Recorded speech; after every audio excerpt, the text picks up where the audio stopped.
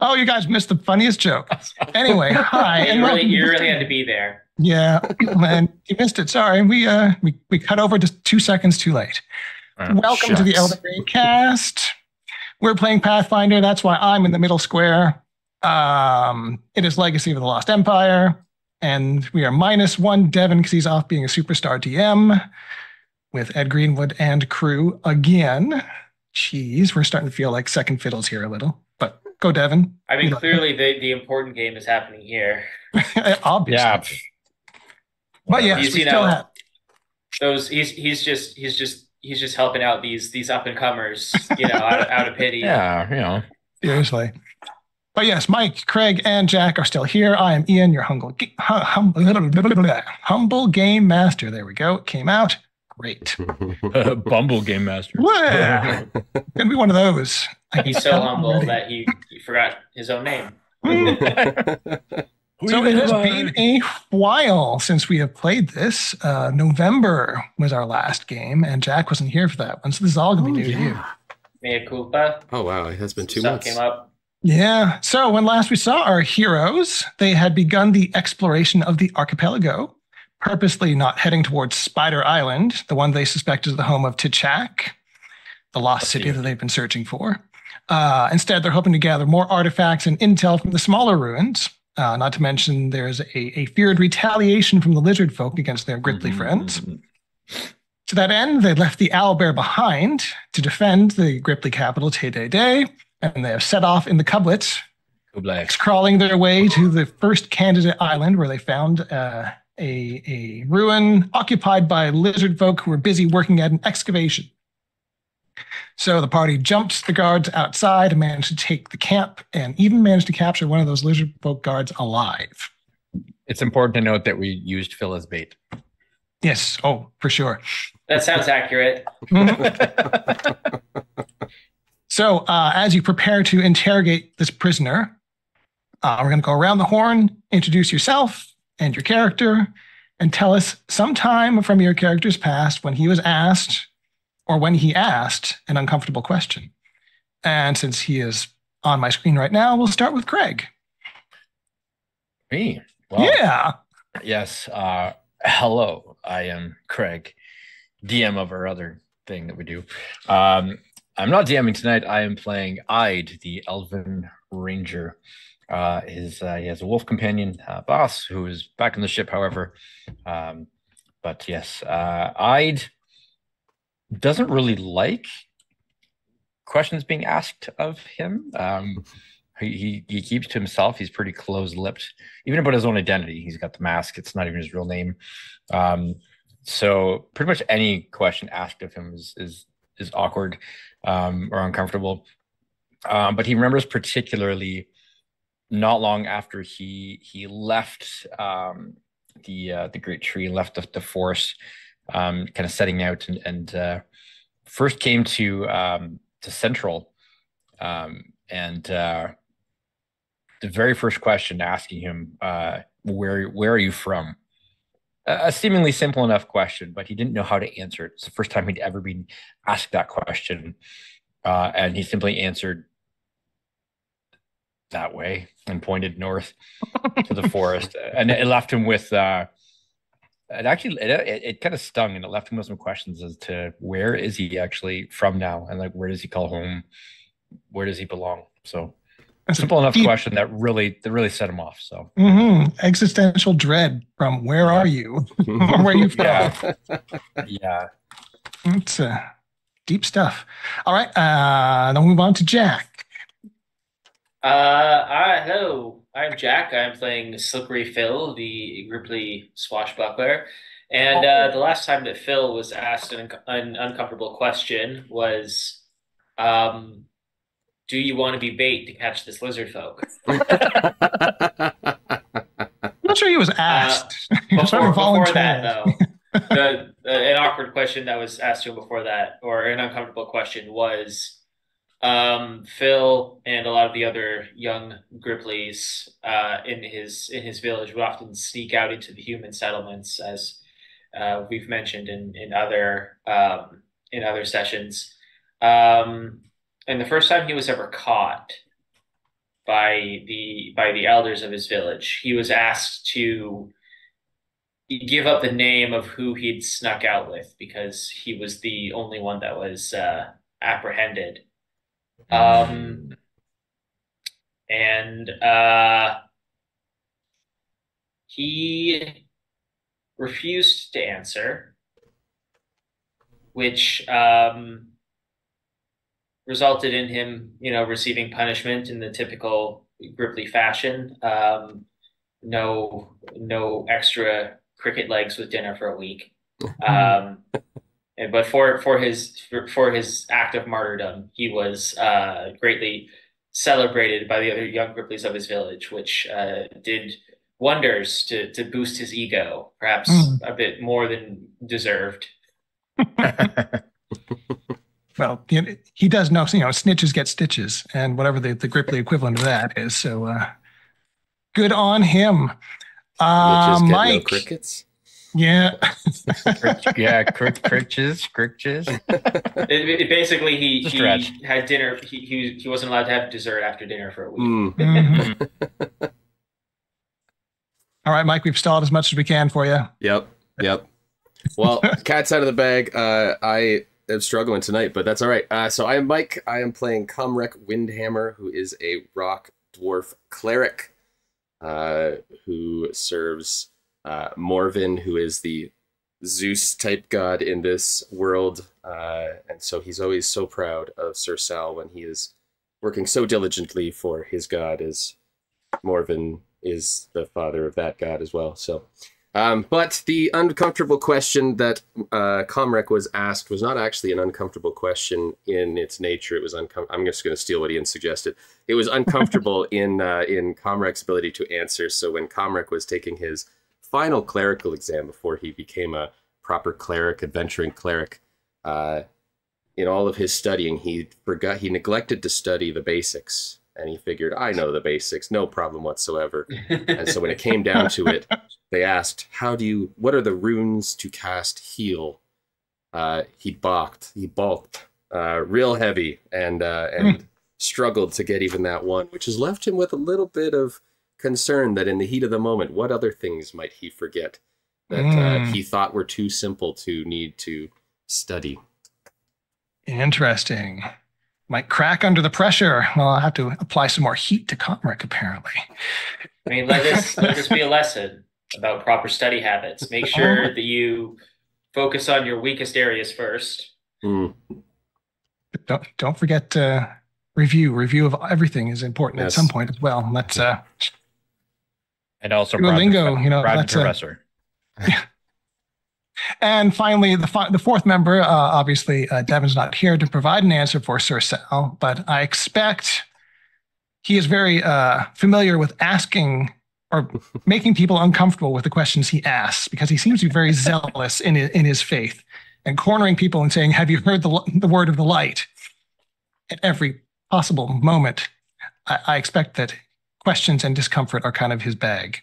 So that's probably where we can leave Sir Sal. I feel like an awkward question to pamphlets I left on your desk yet. An awkward question to him would be somebody being like, "Bro, like, do you even love sang?" Well, them's fighting words. He just like, ugh. Stings to my core. All right. Well, let's just get right back to it, shall we? So I'm going to switch us over to the battle map. And it will slowly load, so we'll have to vamp for a little bit. But yeah, it's been so long, I had to go back and rewatch the last 10 minutes of the last episode to know where we'd left off. Because I had some ideas for what to do with this guy, but then we had explicitly established that there was a language barrier. So that's right. Yeah.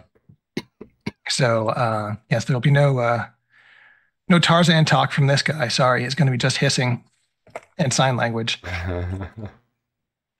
Because he is just he's a soldier, like he's one of the bigger ones, but he is just a soldier. He's not one of the learned folk, not a spellcaster or anything. They might have a chance of actually having common on their list of languages.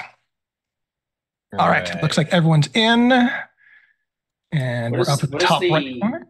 What is the ground in this area like? What are we standing on?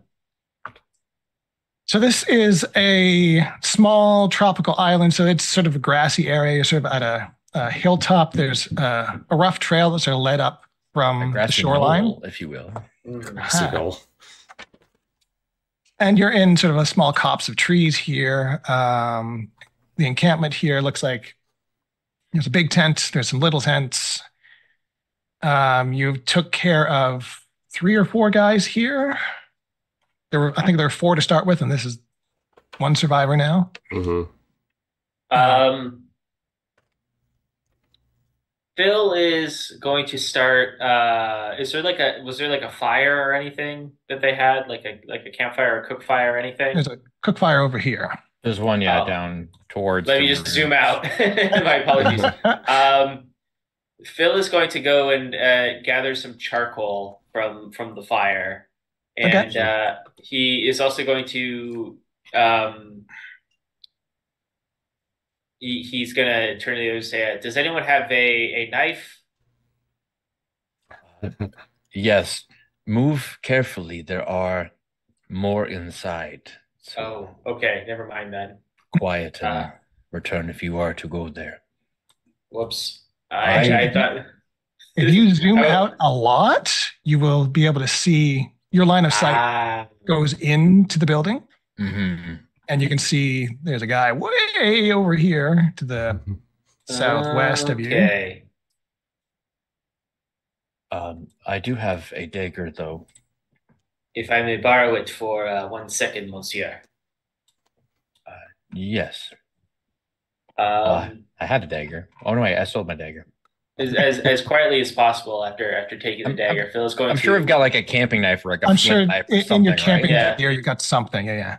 Mm-hmm. Phil is going to just cut a large square out of one of these tents, out of the canvas, and he's going to bring it over. So what are we going to ask this gentleman? So the lizard folk is sort of he was on the ground already, and you guys have bound his arms and legs together, and he's more or less hogtied and sort of looking up at you with a quizzical look on his face now. I'm going to assume that neither Sir Sal or Comrade have any ability to speak his language or to understand. Well, I'm just trying to read about message because I'm not, and I'm only halfway through, but I'm not seeing anything about language requirement. Oh, that would be fun. So it says you mouth words quietly, but instead of coming out of your mouth, they are directly transferred to the ears of the target, while others can't hear your words any better than if you normally mouth them. The target can hear your words as if they were standing next to you. Target can give a brief response. Transmits the words you are saying, or mouthing. Right. That doesn't mean that they understand them. Okay, yeah, that's fair. So Phil's idea is that he's going to take this scrap of tent and he's going to use the charcoal as a makeshift drawing implement, and he's going to try and communicate with this lizard folk using some rudimentary hieroglyphics. All right. So he just needs to know what exactly we need to ask him in this interrogation. I'm going to move in closer if I can. How many are inside? Would be a good place to start. Who is waiting in there for us? We need to be prepared. Phil is going to draw a crude stick figure interpretation of a lizard folk, followed by an equal sign, and then a question mark. Hold up to the lizard folk. Right. Let me just check the intelligence from this poor fella. Okay. I will aid him by pointing at the dead ones on the ground and pointing at the count them off on your fingers and to indicate, and then like point at the figure that he's drawn to indicate that like those. That means that. Okay, yeah. How many, like numbers, and then like Do one of these. You want him to steal third? Slide, you fool. I'm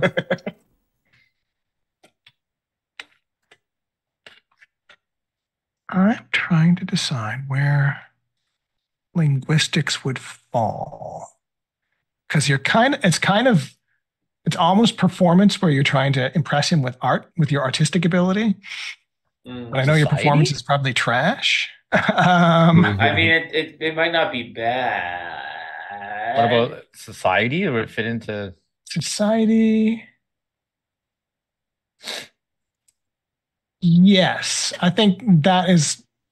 So I'll let you pick between performance or society. One of you can roll the check, the other can roll an aid check if you want to. I'm just aiding, so I have 0 to performance and only a +1 to society. So I'm happy to help. Or society. I have a 0 in both. This is going to go swimmingly. Okay, so tell you what, I will. It's an attempt. Wait. I could also give you guidance.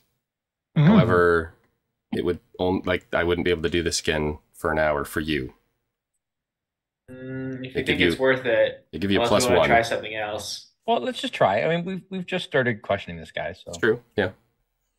Okay, I'll try society just. Well, I have a +1 to society. So do you want me to make the roll and you? Sure, and then I'll make the aid check.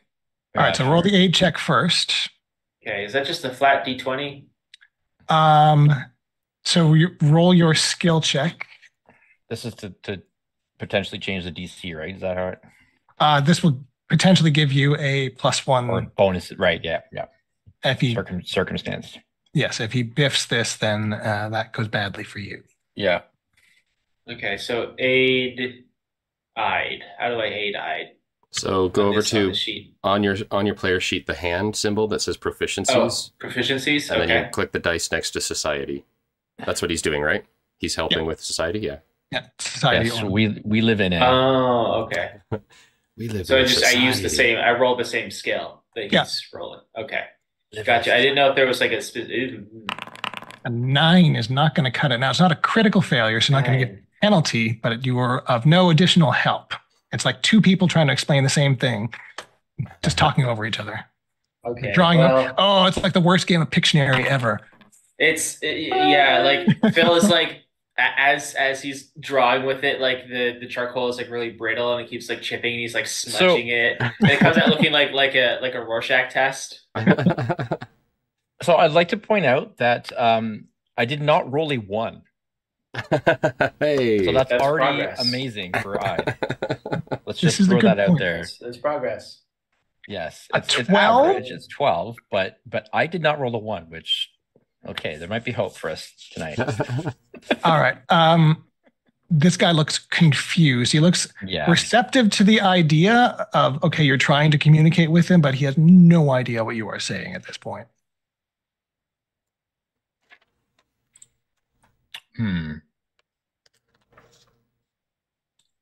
Or rather, so yes, with a 12, you've just sort of hit that between tiers where a trained interpreter would be able to do something with this, and you're untrained at this, and this is kind of an average result here. So he understands that you're trying to communicate, and he's open to more attempts, but what you just asked is beyond him. So might I try another approach? Unless, Comrec, you have... Well, I have another thought, but if you have a thought, go for it. Very well. I will gather up...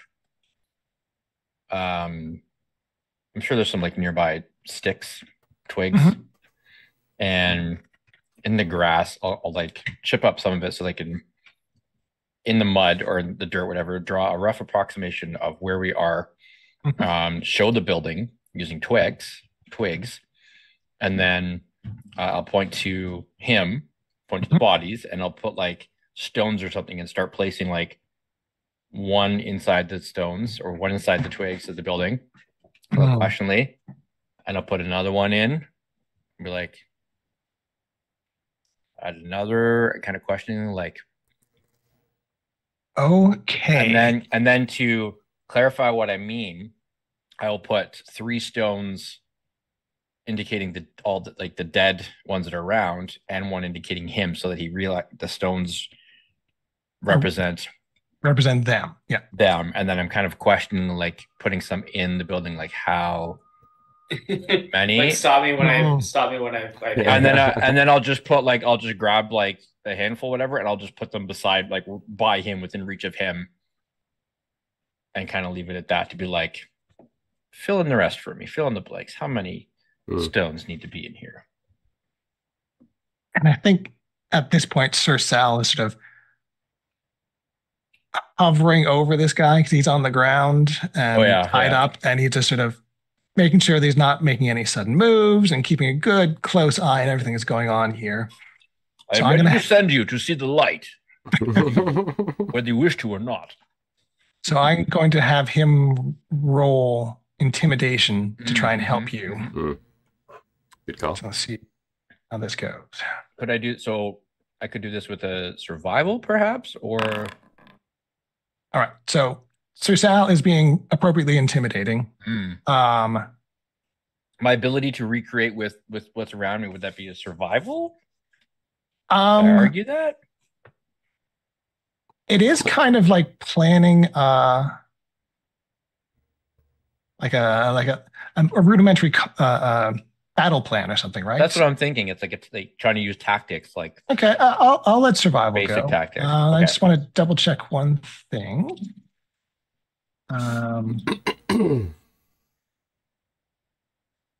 Where is... I also have crafting. I'm training crafting. So if I could, like, how well I can craft the scene. I don't know.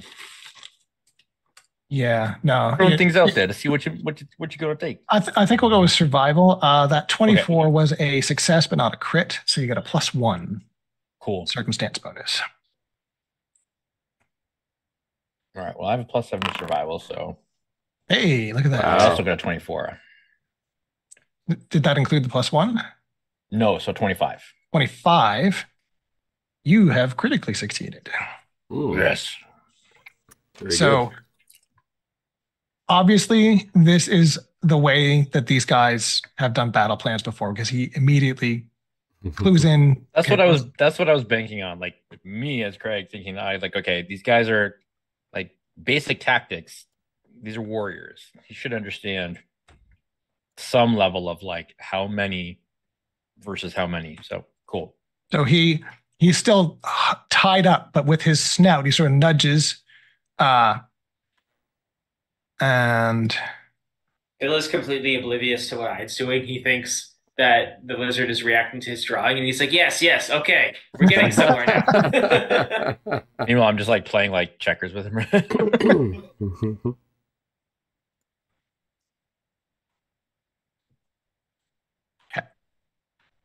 I just need to go back and count.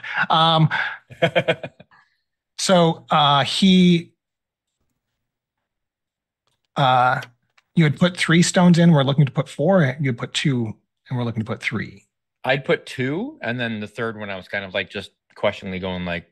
Okay, so he nods to a 3rd stone and sort of nudges a 4th one over to you. Okay. And then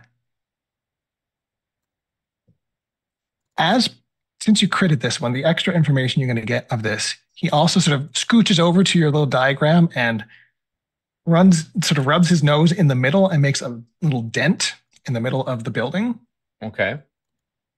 Very cooperative, this lizard. And then dumps a bunch more stones in that dent in the middle. And then looks up at you and looks towards the forest. And sort of goes, And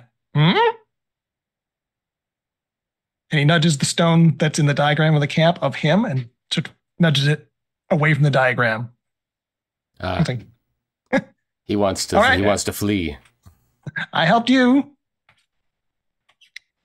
So he puts a bunch of stones in the dent, or he indicates to put a bunch, like he put the dent in the building and a whole bunch in there. Yes. Okay. I'm gonna look at him. I'm gonna look at the stones in the dent.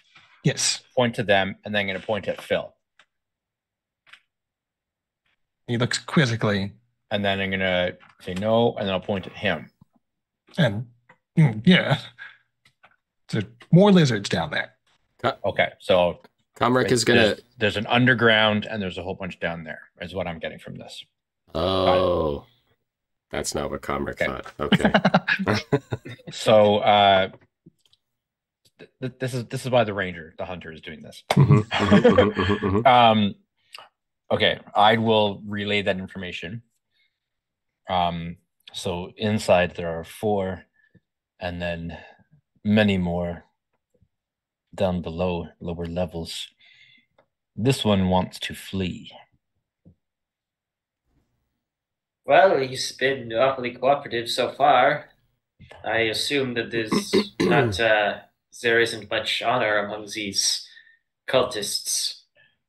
I would assume that he would more than happily come back with more and fight us again if he had a chance. I don't think his intentions are,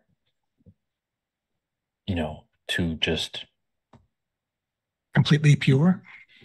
Leave and live a healthy life. I would like to kill him personally.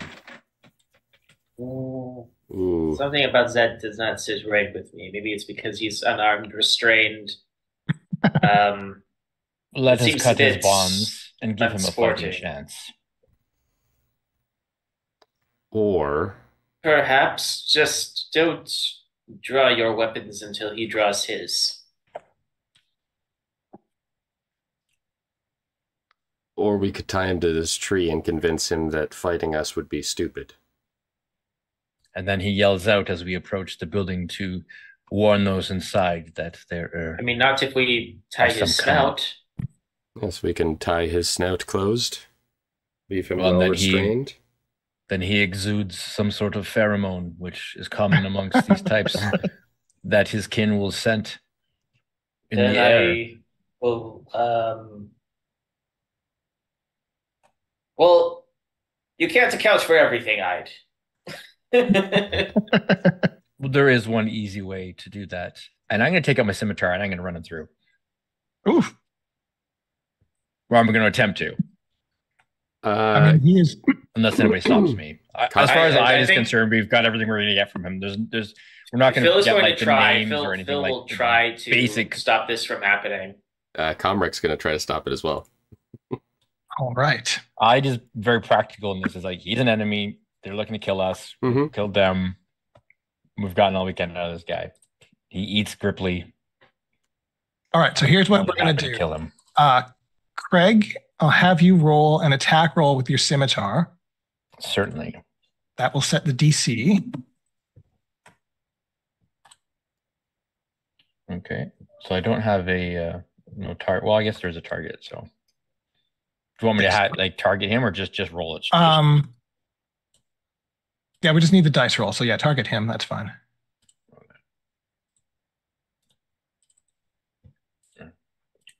There. All right, so that's a 17. Okay. So the two of you that are trying to stop him, that is the DC of the reflex save that you're going to make to try and deflect his blow. Okay. Okay. I'm a plus. This is my worst save, but oh no. I'm not awful at it. No circumstance bonus or anything. Oh my. All right, so both of you, so Comric's shield and deflects the scimitar, and Slippery Phil gets the grapnel to throw Ide off balance, and the scimitar sort of goes into the ground right next to the lizard folk, and he looks just terrified at this point. Hey, not so hasty. This is an unarmed hostage. Who would likely... Poses no threat to us. He would eat you without sparing a thought for you or the morality of it. These are not prisoners of war. These is what separates us from him, is it not? I am not interested in eating him. I am interested in protecting us as we seek to kill the rest of his friends. And I am not interested in stabbing a creature that we have tied up. Killing a prisoner does not feel right.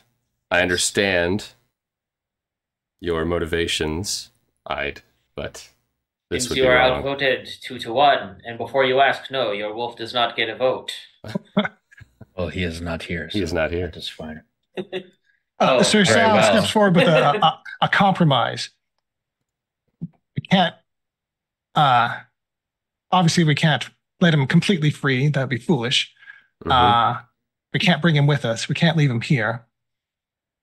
What say we give him a fighting chance, cut his legs free, bind his arms, bind his snout. That at least buys us time. And Perhaps just let him break one of run his off legs. like that? And let him off like that. I think that is as fair as we're going to get here. How is that less cruel? Sending him out with an inability to defend himself under the illusion of escape. If the gods look favorably upon him and he turns to the light, he will find a way.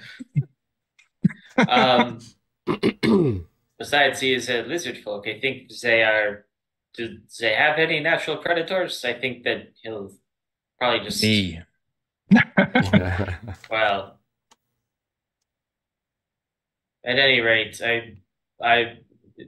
what Monsieur Sal has proposed sits much more comfortably with me. So, if this comes back ill towards us, I will say that I warned you. You can say I told you so all you want. I'll still be able to sleep at night, and that's what really matters. All right. So, Sir Sal, I guess first you bind up the guy's snout, and he's looking even more terrified till Sal cuts the bindings off his feet and hoists him up and sort of taps him on the shoulder and says, "There you go, good chum. Stay out of trouble now." Point him away from the ruins. And you steer him away, and does I think that he could take him out with one shot? Or now that he's given lizard folk anatomy and armor and all that stuff, like now that he's not completely immobilized, it would probably it would take a really good shot. Okay. I mean, I was about to say that Phil is watching to see if I draws his bow, so he thinks about it, but his natural, I'll put it this way, his natural hunter instincts, like his survival instincts, lean him in that direction, but he sides with the group's decision and does all right. I like to doesn't agree with it, but is like slowly reaching for his quiver, and then Phil just like puts a hand on his elbow and is like just shakes his head. And I'm just curious to see if I could watches you guys and sort of backs away slowly to the edge of the camp. I'm gonna give him like the deadliest look in like possible, like, and he takes no question that if he comes anywhere near me, like I will not hesitate. He takes one last sort of look towards the building, and then poof, he's gone.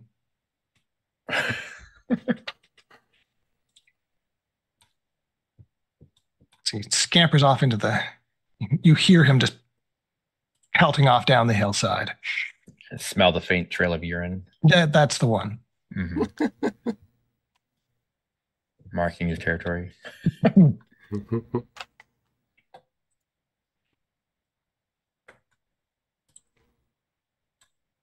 All right. So there are 4 inside. There are 4 inside. Shall I scout ahead? I promise not to shoot them before any of you get close. Unless they come attacking, of course. Might as well get an idea of other exits or entrances to the building. So, yeah. So I'm trying to remember. I think someone had done a 360 of the building. I had gone pretty close to it. Because we'd come down. Oh right, you approached on the south over side. Here, yeah. And I'd gotten a pretty good look inside, I believe, and then we determined that these guys up here were going to be a better choice to go take care of them and then approach. Because I had to reset the fog of war on this map because I've been tootling around too much. So I don't think I got right up to the building, but I got within range to kind of see. I'm gonna plop you here to so you get a So I'm going to zip you across the map just to reveal what you would have seen inside. Yes. Okay. And then I'll put you back up with the group. Right. So you know the general layout of those first buildings, and yes, you have seen a couple of lizard folk in there. And if you were told there were four sounds like the right number. Okay. Doing what I did in the dirt again, I'll draw kind of outline and point to where I saw the individuals. So there was one kind of up in this corner. So one here, one here, one there, one in the center, and then one. Yeah. Okay. So three. Yeah. So I saw there's three sort of in the main. In that big main hall where the pit is. Yep. And then there was one sort of a little bit ahead of that. So I'll diagram that out. Yeah, so where you put the big dent, you now realize there's a big hole in the middle of the building. Okay. There's also a big something constructed next to it. I don't know if you guys have maps out. But there's just a corner or something there, yeah. Yeah, there's a big like a something they have built. Yeah. Pulley or something, yeah. Like tread bucket. I mean, that's the mini that I used, but it's not actually a trebuchet. It's pronounced tree bucket, but yes. Tree bucket, yes. All righty. So, a number of the exterior walls of this place have collapsed, so you don't have to go in through the front doors if you don't want to. Getting it up over the collapsed walls might be noisier, but it will be a less expected approach. That's kind of the trade-off. So are we attacking them, or are we going to try to draw them out to us? What if we ambush them to draw them to the main entrance? How well ventilated do these ruins are? Could we attempt to smoke them out? There are holes everywhere, and there's no roof either. I should also point that. Well, yes. Yeah, it is pretty open to the elements. Listen, Phil is not eager to do a direct confrontation. Those don't usually end well for him, so he's thinking about some guerrilla tactics. Well, so Craig, you were saying draw them to the front, and then I'm thinking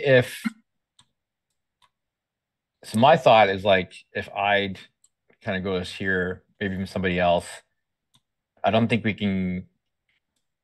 could risk going all the way back around like I had before, but even if we just kind of post a couple here, have a couple of us by the door waiting for them to come, and then we can kind of, while those two are or whoever comes out is being taken care of, then whoever is posted here can start ambushing whoever's inside and kind of pincer them. And we could use that canvas even that Phil tore off. I could wrap a little bit around a bow, around an arrow, light it on fire, and just shoot it so that it lands here. And then it's just like, why is there a flaming something? Just I guess here's my question. Now the rope attached to my combat grapnel is 10 feet long. Correct. If Phil were to hide here, hypothetically, and hook his grapnel, well, does it work? Never mind. I guess you can't really hide. I wanted to set up a tripwire, which I guess you could do with regular rope. Yeah. And just pull it taut as they approach. Yeah. But I don't know if we have that kind of prep time. So it is late afternoon at this point. So if you want to do something, you expect that whatever work they do, they might be coming back to camp at some point, right? At the end of the day, they might be coming back here. So there might just be time to punch out, time to go back to camp. So lizard folk are not nocturnal then? No.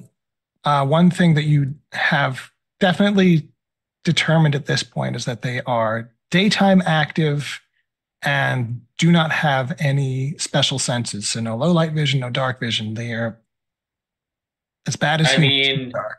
we could just wait until they return for the night and then ambush the. Oh, but then they'll notice all the dead lizard folk that are already here. We just move them. those. We just set up an elaborate weekend at Bernie's situation. We could pose them around the fire. 3 of them. As long as none of them come over and clap their comrades on the back, telling them that it's their shift now. Well, what if we pincer them? Some of us wait in the trees nearby. We're speaking in character. As long as none of them clap each other on the back when they switch shifts. If we could pincer them, some wait by the rubble over there, others in the trees. When they come near to the fire, we ambush them. That could work. I have some alcohol that could make that fire bigger. As a distraction, we choose of sorts. Well, I thought more of catching them in it. That would be ideal. Speaking of safety in numbers, when exactly is your wolf coming back? So the wolf is he's on the ship. He's no longer come.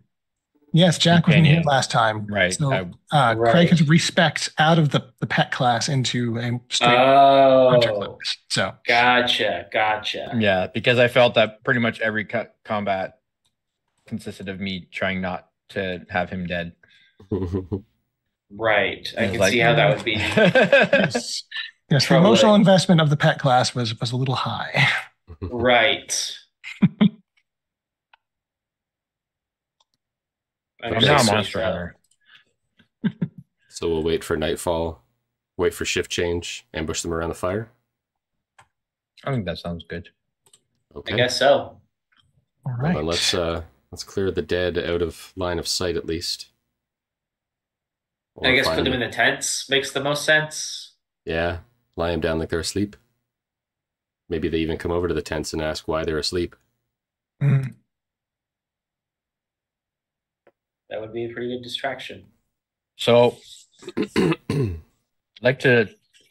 I have a bottle of alcohol. Ooh. It just says alcohol. I would like to set it by the fire. Okay. Not in the fire. Important distinction. And in such a way that when they get close to it, I will shoot it with an arrow to knock it over. And kaboom in the fire. Into the fire, and then Molotov. Clever. Gotcha.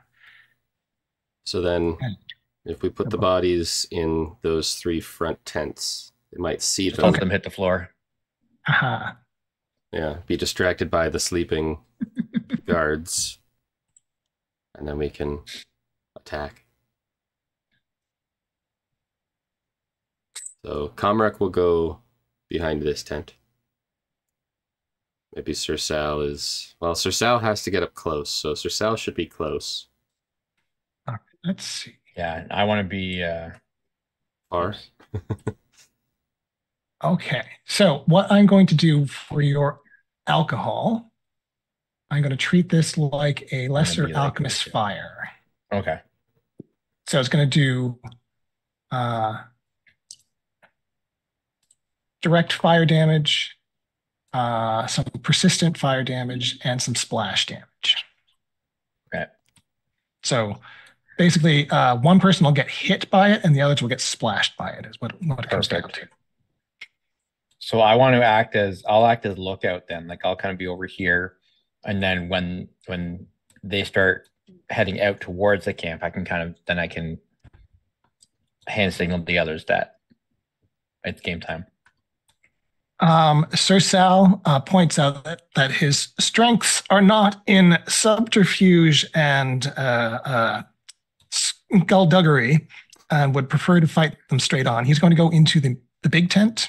That's right. Yeah, I was thinking. Yeah, I was gonna say, yeah, tent. we put Sal in the tent and then have him just come charging out. He can come charging out when it's appropriate. I figure Comrec has hide armor and he's short, so he can hide behind a tent. Okay. When they come out. Your hide armor. Yes. Right. I guess it wouldn't really be a pincer if we all hide on one side. So, oh, you've got hide on one side. Yeah, and I'll be up a tree as much as possible here. Okay. Because I can use the foliage as cover. Okay, I'll hide in a tent. Give me line of sight and height to the bottle and to see them. Okay, so I will give you some elevation then. Not the tent that I cut a square out of, mind, but one of the unmarred ones. Okay, so I'll put you 10 feet up. Okay. So that means to get down, it will basically cost you an action. But okay, that'll get you down. That'll get you down safely and on your feet. I do have a climb speed. Oh, now because of my respec. Then you can just move normally to get down. Then that's that was the difference being it's the combat climber feat that I took. So switching movement modes, you need to use separate actions for separate movement modes. So climbing down will still cost you an action, but you won't have to roll or anything. You'll just yeah. Oh, sorry, that's handy. Yeah.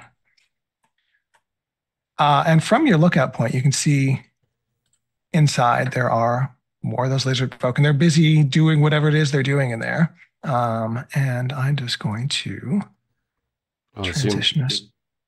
Zoomed out that one by the trebuchet looks like a seahorse. I was like, what? Yeah. Then I zoomed in. And as it gets darker, they all pull out torches. What? Oh no, we didn't plan on torches. It's because they all have torches. We'll see them. They won't see us. That's actually all good. And I love that transition there in nighttime. Yeah, that's fun, cool. Isn't it? That is cool. Now, Reverie is so cool, you guys. It is kind of fun. I wonder, can I make their tokens emit light? That would be a lot easier than moving all this stuff around. Yes, I can. Foundry and Roll20 need to join forces because they each have things that they do the other doesn't, that they need to both do. Yes. Need to double check what the light on a torch is, which I can do by looking at this. Just one moment. Okay, dim 40, bright 20. Got it. So just for ease of use, I'm going to make them emit the light. Dim, bright 20. Light color this. Animation. Torch. Ooh, that's very bright. Get rid of this one. That's still very bright, isn't it? I should have done this ahead of time. That's okay. Oh, I bet you I know. The color intensity can go down. There. It's a little better. Color intensity 0.05. That's what it is. All right. I'll get this. It's fun. I just listening to the lizard folk talk about color intensity stuff and being like, maybe they are not so simple. All right. That's one of them. This is what I mean. They have an entire culture. So I'm going to get rid of the extra torch light and just make them all light up now. They are also speaking gibberish, but it sounds like fancy gibberish. It should not be that hard now that I know what I'm doing. Paste the color and that one.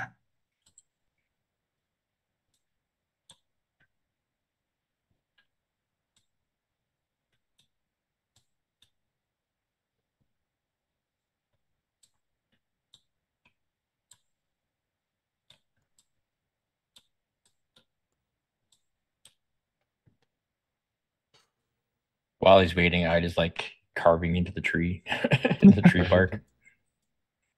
Last one. Here we go. It's like clockwork now.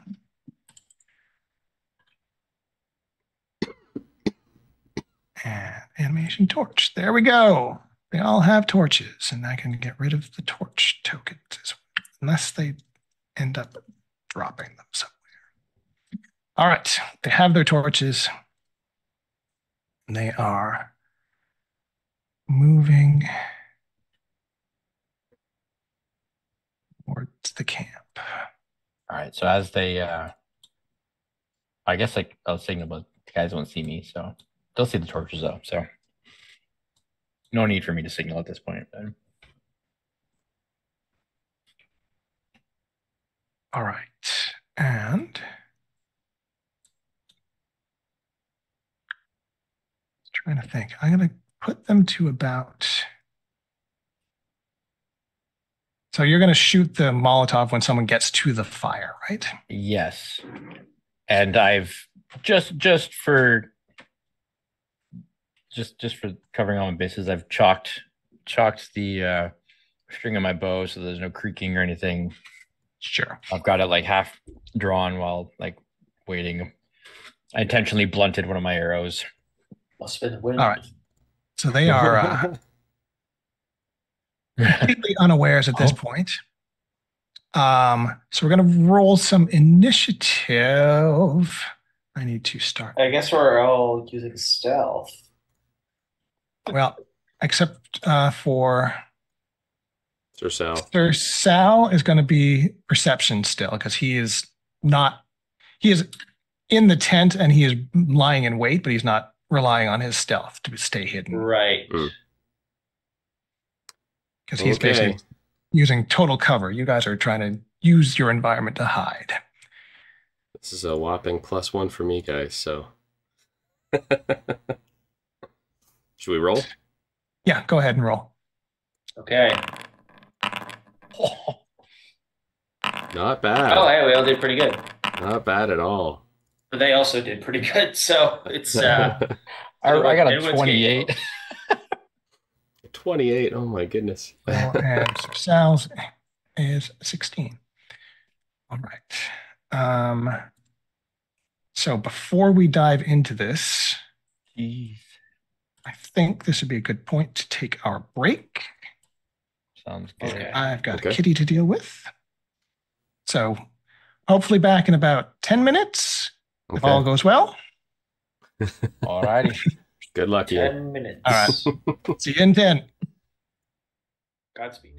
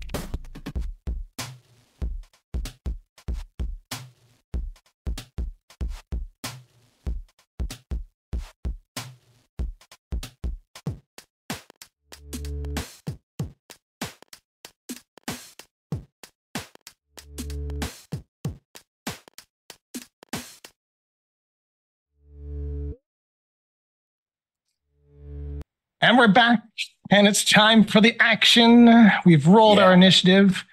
The plan is afoot. Eyed. You get to...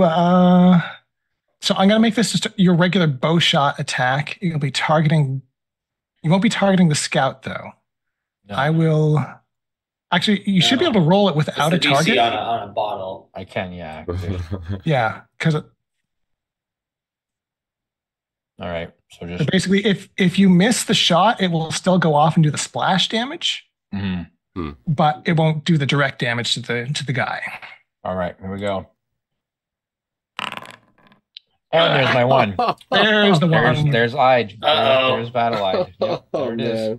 Ay. All right. So as soon as combat starts, Fandre's like, "Oh, can you want to try again with the -5? Well, I'm thinking I might actually hero point that.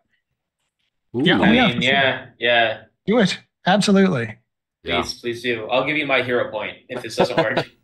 I have a hero point. I'm going to hero point it because this kind of sets the tone for the battle. So, and actually, you know what? For coming up with the battle plan in the first place, get a hero point. So this is a freebie reroll. Awesome. All right, there we go. Amazing.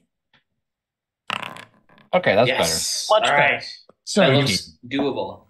You successfully hit this. So roll me a D8 of damage, first of all. Oh, that's an 8. Nice. Oh, very nice. This is one of the weenie little guys. 8 points of damage, you say? Let me just apply that to his hit points.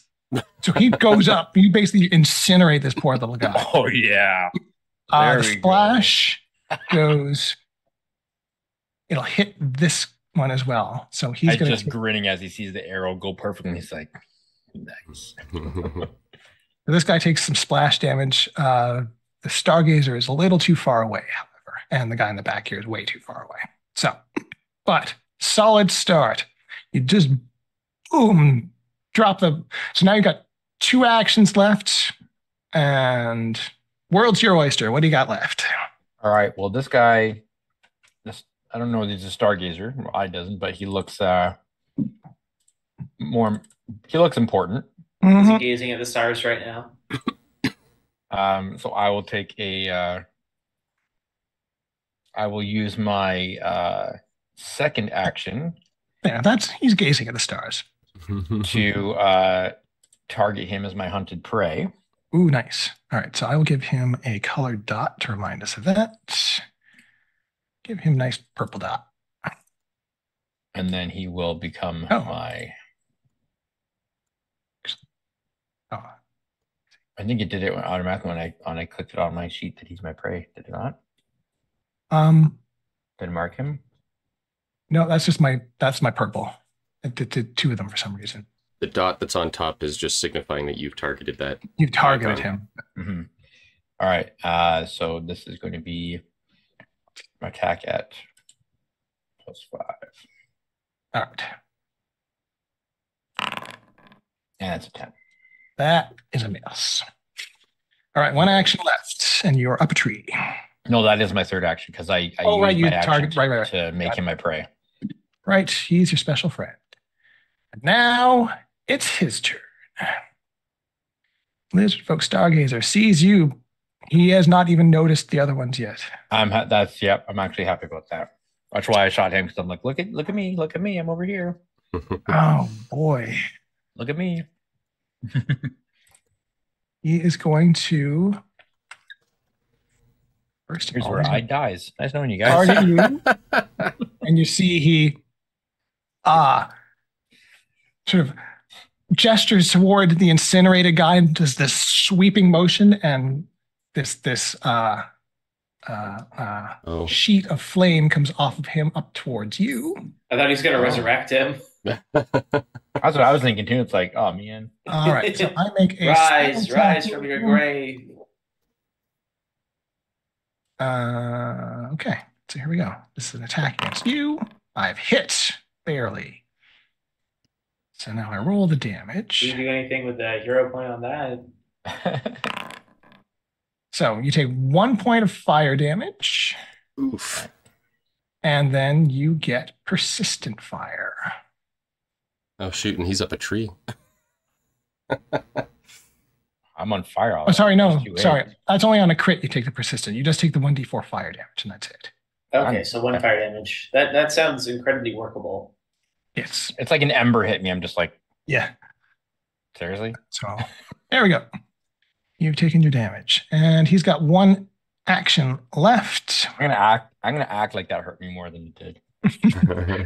Are you gonna full on wrestling this? I'll actually like I want his full attention at me on me. So I will play it up like Jeez, he really wants to get away from all this. Start cursing in Elvish. Oops. Which sounds like poetry still, you know. Where is he going to move to? He's going to try and get behind you. I think he's going to head over to there. That's his turn. Cool. All right. Scout.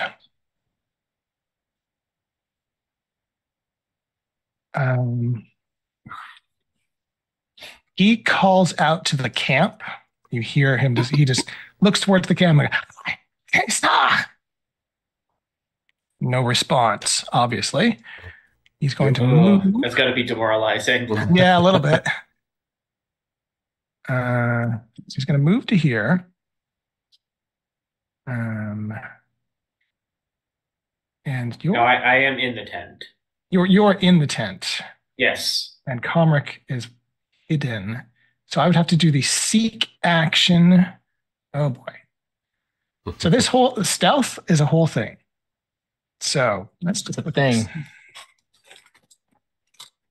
So blah blah blah blah.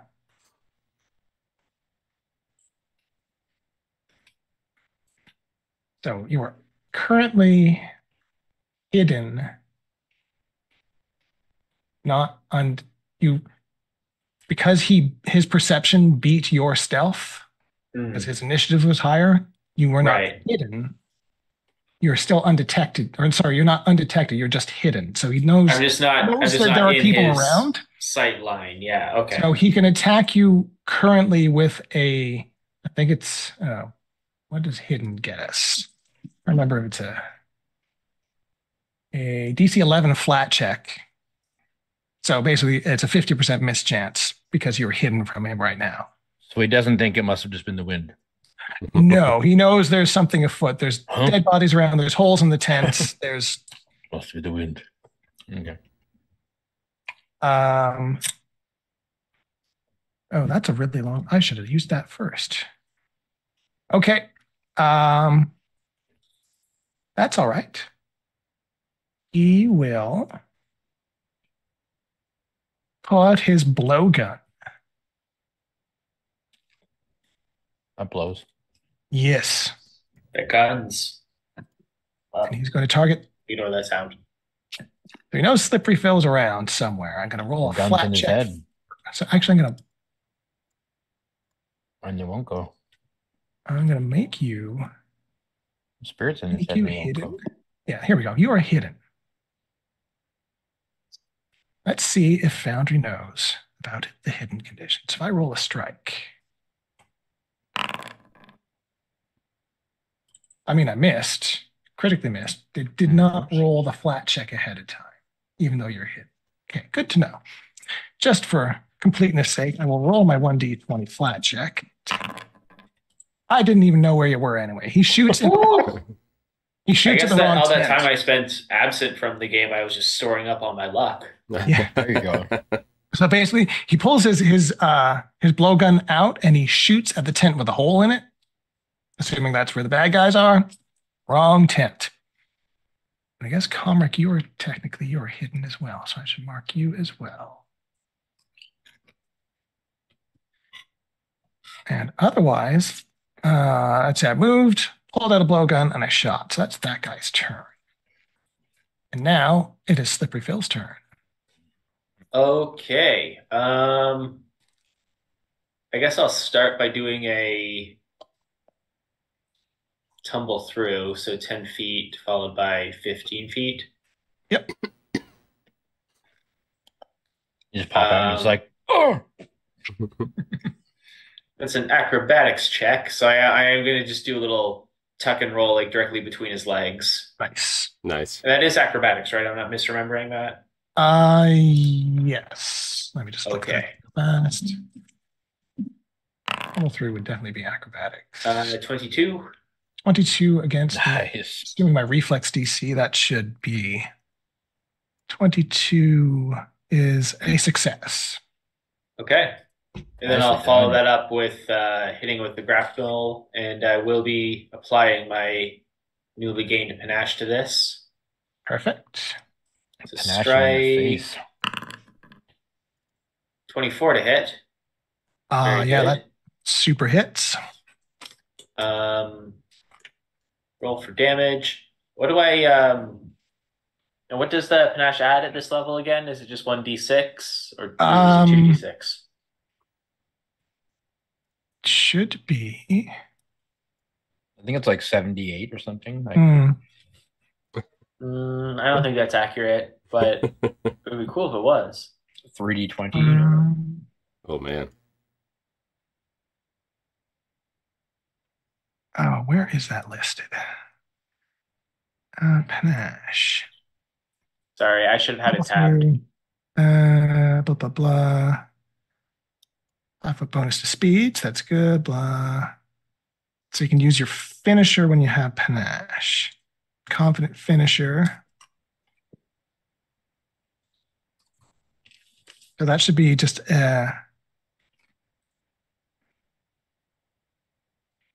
precise strike.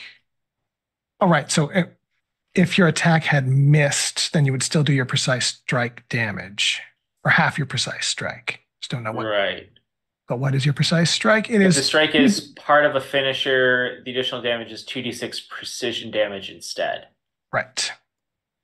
So assuming you were using a finisher. Yes. So not +2, instead 2d6. Correct. Got it. Okay. So yes, on any attack, it'll do +2 while you have panache. Okay. So that's a total of 9 damage. All right. Luckily, this is one of the little weenie guys, so I was going to say 8 took down the other one. So he goes down. I guess I don't really want to get closer to any of these folks.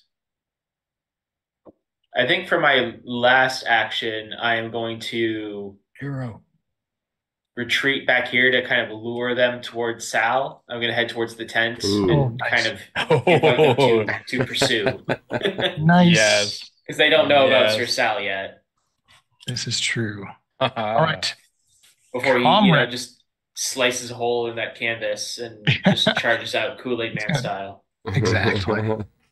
Oh, yeah. Knowing that, I don't think that Comrec wants to move, because then I'm going to detract from that. I also can't close the gap between me and this guy. I've got small feet, or small legs. So my land distance is 20 feet. He's ready for that. I'm just going to just lay down in the tent and take a nap. Yeah. So I could get basically there. Just get something ready for when that defender comes closer to you. Well, and that's I'm almost wondering, do I want to instead maybe try to maneuver, like move myself so that when they get closer to Sir Sal, I can assist there. Although actually, no, you know what? I was holding off doing this. So this is... So casting spells, do they usually say if there's verbal material or? Yeah. Which spell? So I'm looking at spiritual weapon. Okay. Let's take this. So 2 actions. I'm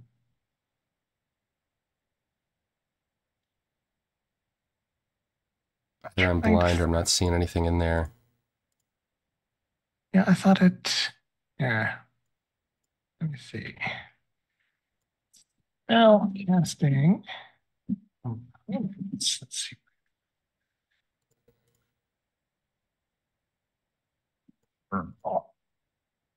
Spell components. Here we go. Spell game. Just assume that every spell has a verbal component. That's weird. Spell components. Let's just see. Okay. Spell description lists the components for spells, blah, blah, blah, blah. Each component adds certain traits to the spell. Okay. So this has the manipulate trait.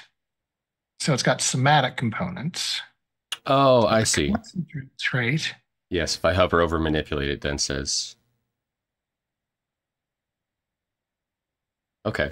Okay, so doesn't appear to be a verbal for this. Somatic, material, verbal.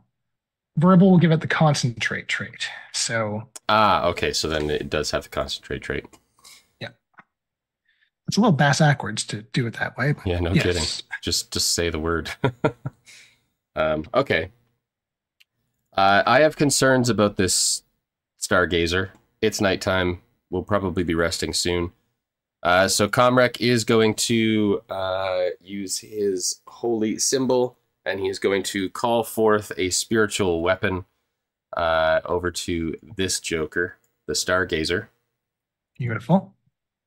All right, let's all read spiritual weapon. So you'll note that it has the concentrate trait. That is not the same as D&D concentration. Mm-hmm. Concentrate trait basically says if you're doing something distracting, you can't cast this spell. So like, for example, when a barbarian rages, they can't use anything with the concentrate trait. Okay. That's much more lenient than 5e concentration. However, this also has a sustain under the duration. So every round, you can spend an action to sustain the spell. And when you sustain it, you can move it and do the attack. So that's like the bonus action cost in the 5e version. Okay, so every turn, if I want to keep it, I have to spend an action to maintain it, to sustain Correct. it. Okay. Okay. I think that's what I got tripped up on the last time I used this. Okay, so, but that is now clear. So, spiritual weapon on that guy. So that is the 2 actions to cast it, and then I will attack with it. You might get an attack for free when you cast it. Blah, blah, blah, blah. When you cast the spell, weapon appears. And yes, when you cast it, it appears and makes a strike. So 2 actions to. Yeah. Perfect. Yeah, I was gonna say 2 actions, and then you don't even get to use it as part of the same action. That would be very, very cost heavy thing. Yeah. That would kind of suck. Yes. All right. Very inefficient spell. Casting it, it's got a huge range, so no problem there. 120 feet. So attacking the stargazer. Got it. When I see it forming, can I try to like? I want to try and like mouth something or like say something to like make the guy think that I'm. Oh, hang on. Or like draws attention so that it's like you like no, do look, some. I'm the one doing it. A creature you are hidden from this guy is off guard. Ooh. You only missed by 1. Flat-footed adjusts that by 2. You have actually hit. Hey. All right then. So let me roll the damage. Yes. The trade-off for that is that you are no longer hidden. Everything's coming up, Comrec. That's okay, man. So I just did ambush has worked out gloriously. 12 damage. Okay, that hurt. Yes. All right, you've got 1. What form did you say this weapon takes? It takes the form of your deity's preferred or like favorite weapon. So this would be a warhammer. Warhammer. Yeah. Oh, like a dwarven beard. Yeah. Made into a fist. Yeah, not quite. It's not Spider-Man. It's not Spider-Man comics. Okay, so for my second action, I will attack again with it. So this will be a second attack. which should not be a +9. All right. The first one was at +9s. The second one, does it have a map? Second one would be +4, right? Second one would be +4. So if I just do that, there we go. Okay. Ooh, critical hit. Dude. Jeez. Okay. Yes. In his final moments, he will die thinking that I did this to him somehow. Only 5 on that one. But on a crit, that's double damage. Oh, 10. Gosh. Yeah. Wow. He's messed up. Oh yeah. This hammer materializes in front of him just because no. I'm about to drop death on him too. It's my turn. So All right. Well, that's 3 actions. That was a very effective turn, though. Yep. Nicely done, man. All right, Sir Sal. It's too bad Sir Sal has to go next. He sees that you softened this guy up for him. And he knows that, pretty sure, yeah. With 2 stride actions, he can get to him. And then make an attack. And then make an attack. So I basically just tag out and tag Sal in. Yeah. Yeah. There's like an epic slow-mo high five. Assuming he doesn't have anything. He doesn't have anything super sexy. Yeah, this is just gonna be a straight up bastard sword strike. The anime run Slice. montage where it like zooms up and you see his feet going and it zooms up his face. Ah! And Sir Sal hits. What's that clanking noise? Get some damage. That's the sound of judgment. And down he goes. Oh man. Oh, wow. These guys are not even gonna get a turn. Oh, sorry. The defender is now. Sir Sal just enough has 2 time to- actions to move. Pee himself. Like And this guy is pissed. He's seen you ambush. He assumes the rest of his troop is dead. He would assume Correctly so. correctly. that's a good assumption. Sir Sal is nicely within striking range, so I think that's what he will do. Let's go. Shma. And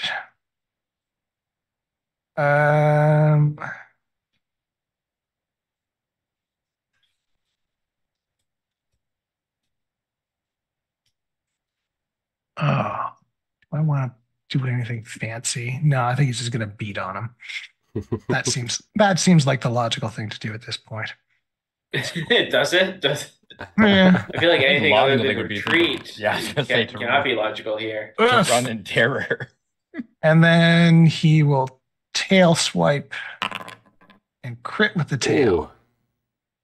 That's too bad. I wish I had critted with the other one Like, we just destroyed his friends in a matter of seconds. Like because Sir Sal did not get an opportunity to raise his shield, so he's taken all this. Oh, my. Mm. That's significant. And people attacking him, he can't use his own defensive abilities for himself. So, Yeah, this guy goes last, so and we got a whole that nother was- round to just rip him apart. And then the poor sucker who burned alive was last in the batting order. He didn't even get a turn. And Ide is up. Okay. So I'm 10 feet up. Mm-hmm. If I just let myself drop as part of my move, like rather than what am I taking for fall damage? Falling, I believe it is half the distance in bludgeoning damage. Take bludgeoning damage equal half the distance you fell. Okay. So you're falling 10, you take 5 bludgeoning. Okay. So I'm gonna take that. All right. I'm just gonna like just drop out of the tree. And I will move. Means you're no longer 10 feet up either. So I will go 5. I'm gonna flank this guy. Beautiful. And using my quick draw feature, yes. I'm just gonna go right ahead and pull out my long sword. Flippity slip. Here we go. And I'm just gonna go to town on this guy from behind. Oh, I'm still on the Stargazer, but that's a 25, so 25 plus the flanking. I'll target this guy. That is a crit. Ooh. Oh, yeah, baby. I mean, you rolled an 18. You've got flanking on the guy. That makes sense. What? Oh, that's 36 points of damage. Is that doubled already? Yes. That's the doubled, yes. Oh my word. I rolled a crit, so. Every time you've ever missed in this campaign up until now, it's just been did I just one shot him? You just one-shotted that guy, yeah. He had 21 hit points. Wow. You just fall out of the tree, tumble, roll, pop up behind him, and just... Yeah. Cleave him in twain. Yeah. Oh. This is a bloody mess out here, but murderized them. Wow. Phil's back in the tent, so he has no idea whether the fight's still going or not. He's just sitting there with his grapple being like, they'll give me the signal any second now. Any second now. Exactly as I hoped it would. Like, that is exactly... That was perfect. That went really well. Oh my goodness. That was a well-earned hero point and well spent as well. Yeah, absolutely. Man. Just turned it around right from the top. All did like damage, like significant, taking these guys out. I think that's maybe the first time combat has ever went like unambiguously well for us. I think so. Like we literally just destroyed them. Like, are we getting good at Pathfinder? Did we find the path? I think you guys are starting to understand the team dynamics. You're starting to play off each other a little better. This is the way it works. Oh, that's so satisfying. Yes. Oh my word. All right, so night has fallen, and I'm gonna start putting these torches out because they, they fell over. Devin, sorry you're missing this, man. Jeez. I don't know what happened. I clicked something on the map and accidentally like deleted the nighttime on my screen. You can do that? I don't think intentionally. I accidentally misclicked something, and I guess I Spider-Man on Broadway turned off the dark. I just deleted the night. Interesting. I immediately want to search Stargazer dude and see if he's got any. I wonder. Do you? I can still see the torch light, but it was like I didn't want to say anything because if it's only happening on my screen, then it's not affecting. I betcha. Yeah, I figured it wasn't worth commenting on. I wonder. Oh, actually, you know what? I just clicked off of my character whose token I had selected, and now the dark is back. Yes, I was gonna say if you have one of the people dark vision selected, they're gonna see something different from what you can see. So. Oh, I see. Oh wow! So hide. When Comrec has dark vision, obviously, because when I click on Phil, it's a very different scene. Oh yeah, if I highlight Comrec, then it's all monochrome. I see. Oh, that is really cool way to present that. Cool. Yes, their torches are slowly flickering out. I have low light vision, so. Yeah, so you and Slippery Phil see the same thing, and Comrec and Sir Sal see the same thing. Interesting. So can I search the Stargazer dude and see if he's yes, absolutely got any fun gadgets on him? Leave one torch up so we can at least see it a little bit. Actually, I should have left I'll swap these guys because it's really the guy who was on fire. He's providing a little extra light. I mean, he's a light source, right? Yeah, it's a slow burn. He's a slow burn. All righty, on that dude.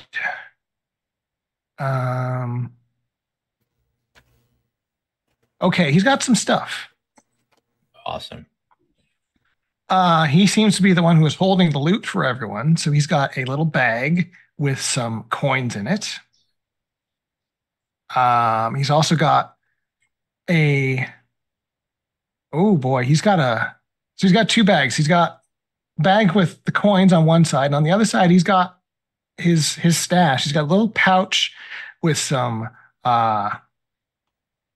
there's some dried leaves. There's a pipe fashioned out of a long reed, and there's a small vial of dark liquid. Hmm.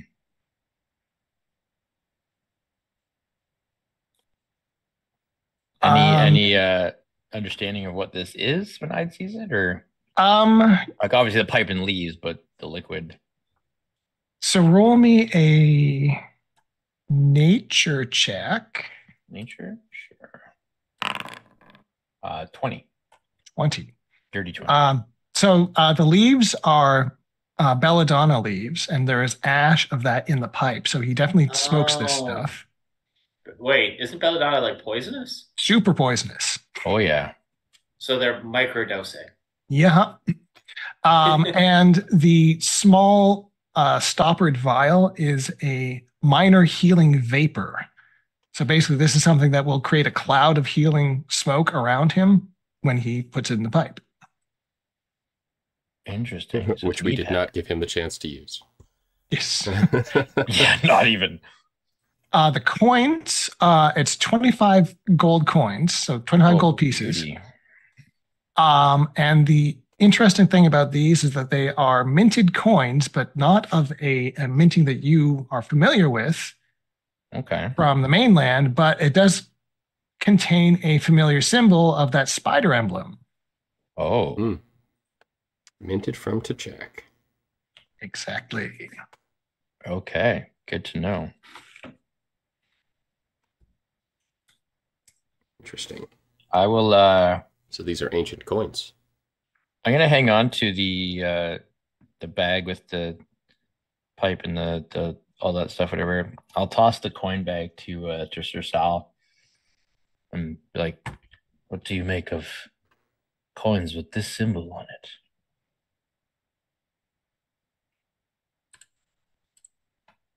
Oh, Sir Sal. Well, I'm just gonna. I don't know much like by. Yeah, that coins to me. Like I get that they, you spend stuff, but I'm like, he's going to just throw a quick society check just to see. That was my thought.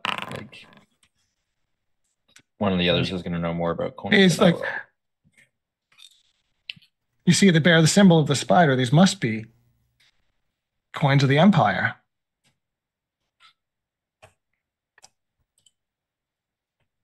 Of Tachak, of whatever this city was, they are at least powerful enough to have minted coins. Do the coins seem old? Like, yes, they are like dented and dingy and look like they've been dug out of the ground. So this isn't like somebody's like trying to like Tachak reborn. Like it is not that. Okay, all right. Perhaps we'll find more of these underground. Maybe that's why they're underground.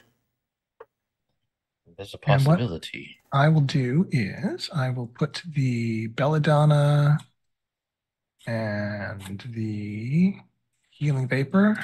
Those should be in your inventory now. Awesome. Hopefully. Yeah, there it is.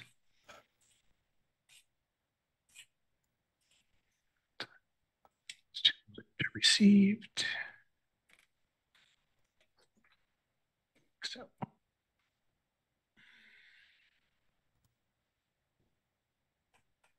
So yeah, the healing vapor, a 5-foot burst for 10 minutes. 4 creatures gain 1 hit point every 2 minutes. So basically, so not really an in combat utility. No, that's so right. You're only going to heal 5 hit points from this, but you also gain a bonus to saves against diseases and poisons after you've been affected by it. Oh, that could be beneficial. How long does that bonus last? Just the 10 minutes. Okay. So while you're sort of steeping in the vapors, if you're like trying to stave off a poison, or Oh, I see. Okay. if you're making continual saving throws, then you can put this thing on and help. So this doesn't give us a buff, so we don't smoke it or set it up before we go into battle. This is post-battle recovering. Yeah. Okay. Yeah. Cool.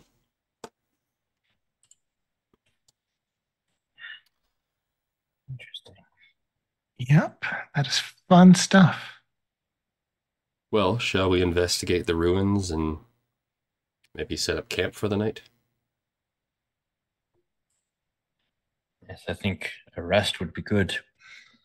We know that there are more below. Mm-hmm. So, What I Comric, could when you do- get to sort of that front door area, Mm-hmm. you can definitely see there is a faint purple light coming up the hole as well. Interesting. Not sure what it is, but you can definitely, with your dark vision, you can pick that out. Gentlemen, something we should probably investigate. Oh, if we must. If we must. If it is below, there are more lizard folk down there. That is what It's a whole handful of stones worth, man. our friend indicated. Oh, Would handful it of be- stones. Would it be better to rest first and then proceed down? I can set up an alarm across this doorway to aid us in detecting anybody coming out while we So yeah, rest. if Comric is going to get that close, you can hear sort of echoing up the hole, more lizard folk conversation happening below. Mm-hmm. Does it sound like mining They don't sound- or just chatter? More chatter, so not on high alert, but not working either. There's just sort of conversation. Mm. Also, now that you're nice and close, you can see this is a nice big winch and pulley system. So they're intending to lift something out this hole. Do I see, from where I'm standing here, any way to get out of the hole for the lizard folk? No, there's no ropes, no ladders, no nothing. Okay. So that pulley would be Yeah, I'll walk back to the way group. in and out, maybe. Well, but there's a grate over that hole, is there? Or unless that's just how it's drawn. There is, it is an artifact of the thing, but there is sort of like almost like a safety net, I guess. They've thrown a net across the top of the hole. Okay, so nobody falls in. Yeah. Perhaps that's how they're getting in and out, but that's a protective little barrier net, so I think they're getting up some other way.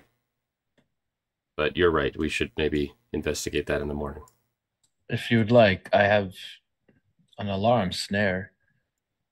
I could That would probably be place in front of wise. this door, as well as some Not caltrops. a terrible idea, no. I will leave some Caltrops as down. well. Oh yeah, I have caltrops actually as well. So I'll put a scattering of. I'll put my caltrops and an alarm snare. That will at the very least slow them down if they So you're gonna put those pursue us. around the hole or No, but this doorway here, by the door? Okay. like across the doorway, since that way, I have no reason to assume that they're going to go crawling out of the rubble when there's a perfectly good open door Correct. that they probably would normally use. So I will Oh, that makes sense.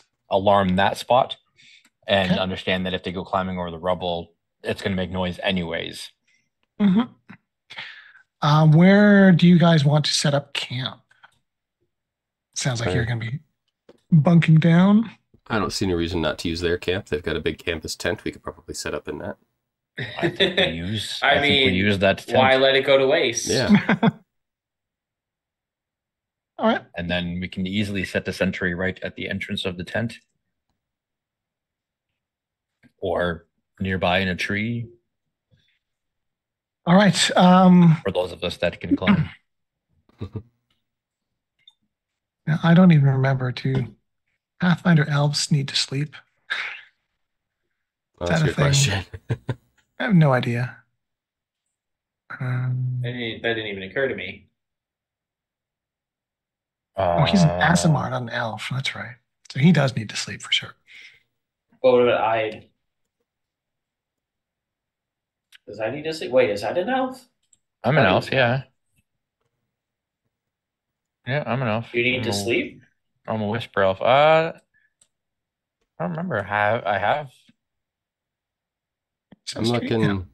Been. I'm not seeing anything in the path builder thing about elves. Not. Yeah, you know what? It might be a heritage feat. Oh.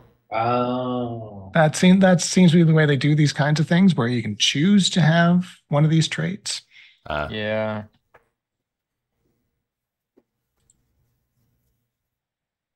Let's just see. Yeah, no, I don't see anything jumping out at me, so that's fine.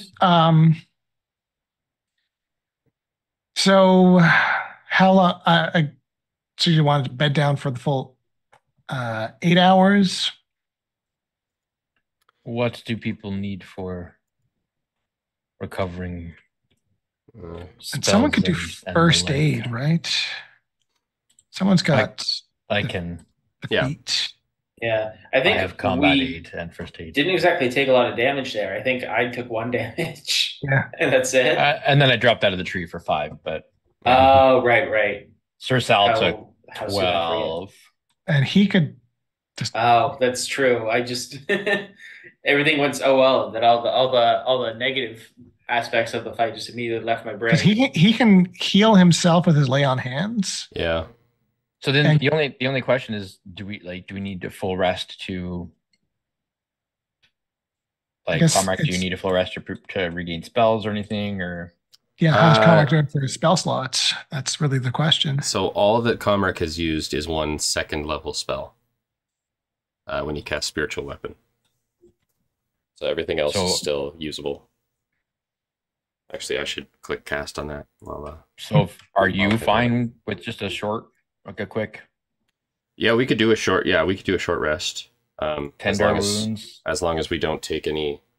Well, we wouldn't take exhaustion yet if we were to trek through the night. No. You're still. It's still the same day. People actually work into the evening sometimes. It's weird. I know, right? So we tender wounds. Have a bit of jerky. Right. Maybe wait till it's actually midnight, whatever. Since we know now that these guys are not nocturnal, which means that those down below will likely be dozing. Gives us a better chance to actually sneak in and get the drop on them as well. That's the exact amount he needed. Perfect. Okay, so a short rest, I can't recover any first or second level spells. I can only recover first levels. So I just won't regain that if we take a short rest, but that's okay. Yeah, you'll get your focus spells back. That's the... Yeah.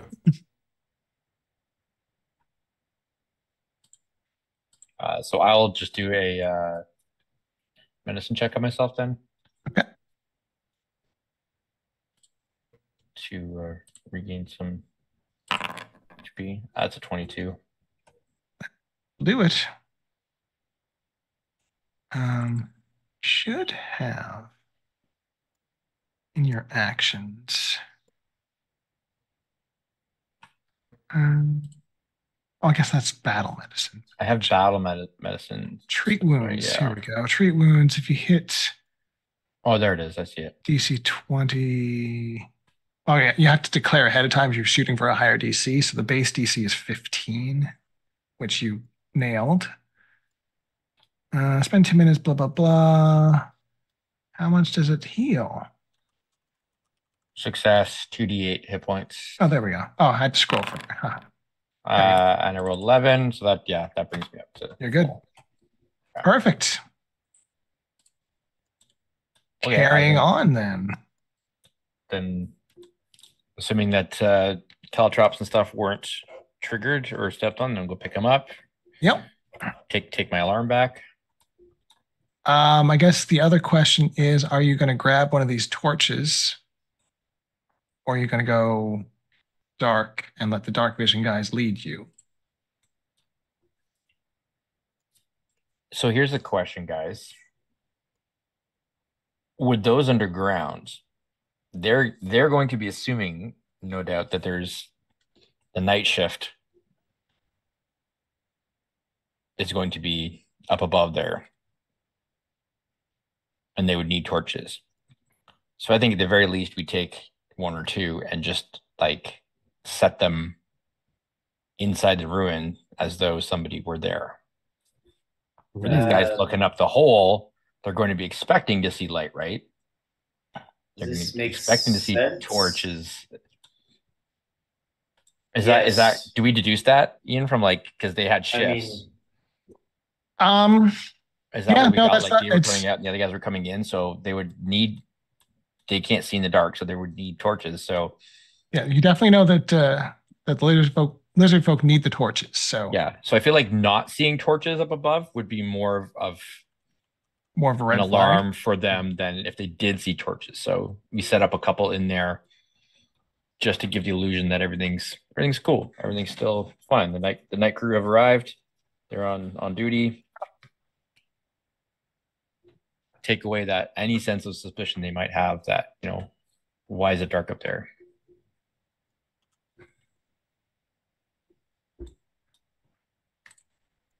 Are you going to carry any yourselves? Or are you going to hope that they have it lit for you downstairs?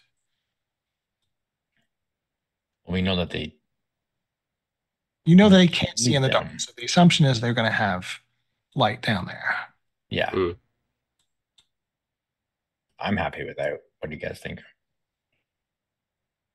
I mean, Comrec is happy because he can see, so... really up to you guys. Those that can't see, there's still this cheery little campfire you're leaving behind. I don't know. It's just follow along with everyone else very carefully. I have a torch in case I need it. Like I have one in my equipment that I can. So maybe what we'll do. I have two actually. So, Slippery Phil will sort of not quite hold hands, but stick close to Sir Sal because he can see, and I could basically just sit on Sir Sal's shoulder probably. Yeah. And I and Comrec can kind of hang out together. Yeah. Just so you're not completely blind. I think that's fair. Yep. All right, then I've set up the torches inside. So you guys can start wandering around, see what you can find. Okay. I will move with Sir Sal, I suppose. So, I can actually move Sir Sal. Excellent. I want to scout the back of the ruins here and see. Maybe we'll keep watch. I'm not going to go running in, just to make sure that no lizard folk come scurrying up. Okay. See that hole. Get to the hole, and you can see it goes fairly deep down. You can't quite make out what is casting that light, but there's something down there. Well, Phil certainly does not want to find out. You can tell there are, even just with the faint light that's coming up, you can tell there are multiple sub-levels. Okay. So Phil will try to instruct Sal to just stay by the hole and, potentially play whack-a-mole if any more scouts try to climb up while we're casing the joint. All right, Comrec, from that angle, you can see there is a stone staircase. I believe I have found their entrance. I'll kind of peek around the corner. Yeah, now you can see it. Motion back to the guys by the hole, like silently, and just be like, "What are these?" So there's you can see that the rooms have been sort of cleared of debris for the most part. There's a few decorations here and there. There's, statues and things around. There's scuff marks on the floor where you can tell ceiling beams came in and dented into the floor and things like that. So this building has been a wreck for a long time, and the lizard folk have spent a lot of time excavating this by the looks of it. And yes, this staircase looks cleared and safe and easy to use. I'll just give a quick look to this back room before we carry on. Yeah, again, it looks like ceiling is collapsed in the middle here. And they sort of collected, this seems to be where they piled a lot of the debris from the ground floor in this room. So. All right. Looks like we're good to move down. So there's anything up here. I can't see. No, whatever was in there has been cleared out, and it's empty now. And if you guys are ready to move to subfloor 1, I'll just let's enter the Church of Tristram. Quite.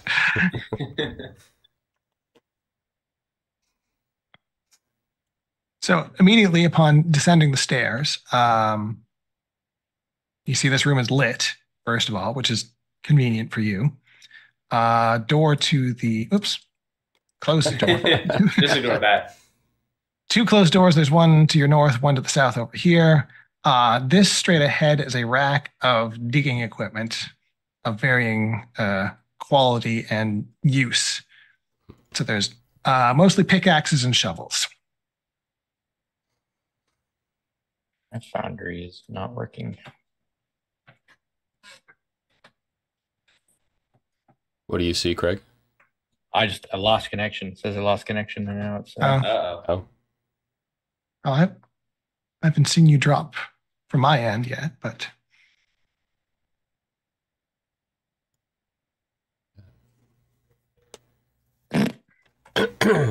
Oh, here we go. Okay, it's loading now. Oh, there you are. It would probably be wise for us to be quiet as we move around down here. And although through the open hole, you could hear sort of voices coming up, that is gone now that you're down here. So you don't know exactly where, just that somewhere around the hole, which was, 30 feet back behind you, the voices were carrying up.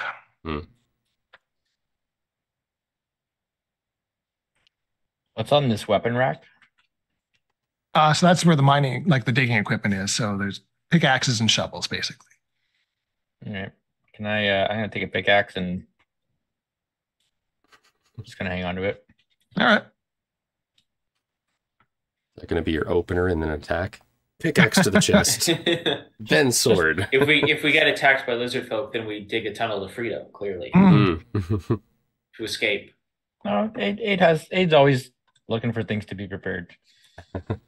Whatever it is, shards of things. He's like, okay, it's okay, come in handy. So in full Minecraft fashion, it is a stone pickaxe. So it's not. Yeah, okay. Yeah. That's okay. So it's not super refined. So again, they definitely haven't been taking full advantage of any magical technologies they've found down here, if they're still using stone tools to dig it out. So, well, I mean, we don't know if the ancient civilization that built this place left any digging tools specifically around. True. I'll listen down at this door if. Okay. Roll a perception. Somebody else wants to check that other door. Yeah, I guess I'll do the top door. Okay. I think that you're a wisdom character, right? So you probably have better perception than either of us. I would assume, anyway. Oh yeah, I do have a +9. Yeah. That's a 20 on mine. You are very confident there's no one on the other side of this door. No one nearby. Okay. So I'll just look at the others and just kind of shake my head like quiet. Oh. Ooh. With a 29, there's definitely no one on a crit. I'm going to give you a little juice for your crit there. You hear so much nothing that it's. Yeah. there's no one. Ian has to retroactively make something up for you to hear. That's right. Well, there's no one immediately on the other side of the door, much like I'd's check, but you do catch just the faintest whisper of the voices carrying up the hallway. Okay. You hear back in time to when they were there. Yes. You turn on your Arkham Asylum detective mode vision. Yeah. Still echoes to this very day. Right. All right. So there's chance of meeting someone to the north, no chance of meeting someone to the south. I carefully open the door. I'm confident there's nobody there. So the light that you have illuminates. You can see there's a short hallway that ends in a corner, headed back towards the middle. I'll do my dun, dun, dun, dun, dun, dun, dun. Peter Griffin stealth up to it. Without the noises, though. You don't do the noise. Staccato tiptoes. I'm assuming the light fails me once I get to this. Once you get to the corner, yeah. That's as far as you can see. All right. I'm back. I can't see around the corner, but quietly. I'll take a look. Okay, so I see multiple doors and a caved-in wall. More doors. More door. And one should not simply walk that way then. I will step into the hallway. Right. So yes, you make out there's 2 doors to the north. So that one, the door straight ahead. And this looks like an open passage.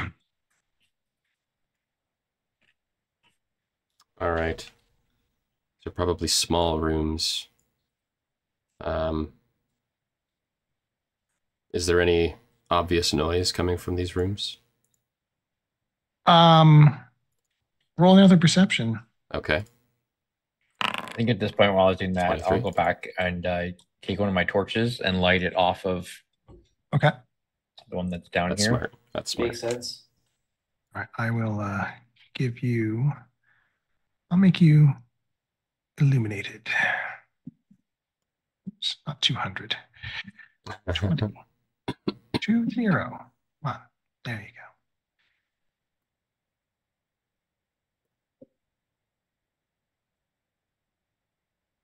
It's being so finicky. Yeah, I don't see him being illuminated. No, I haven't saved it yet. That's why. I have not yet become enlightened.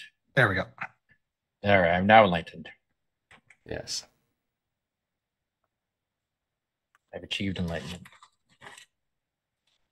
All right, shall we try door number 1? What do your dwarven ears hear?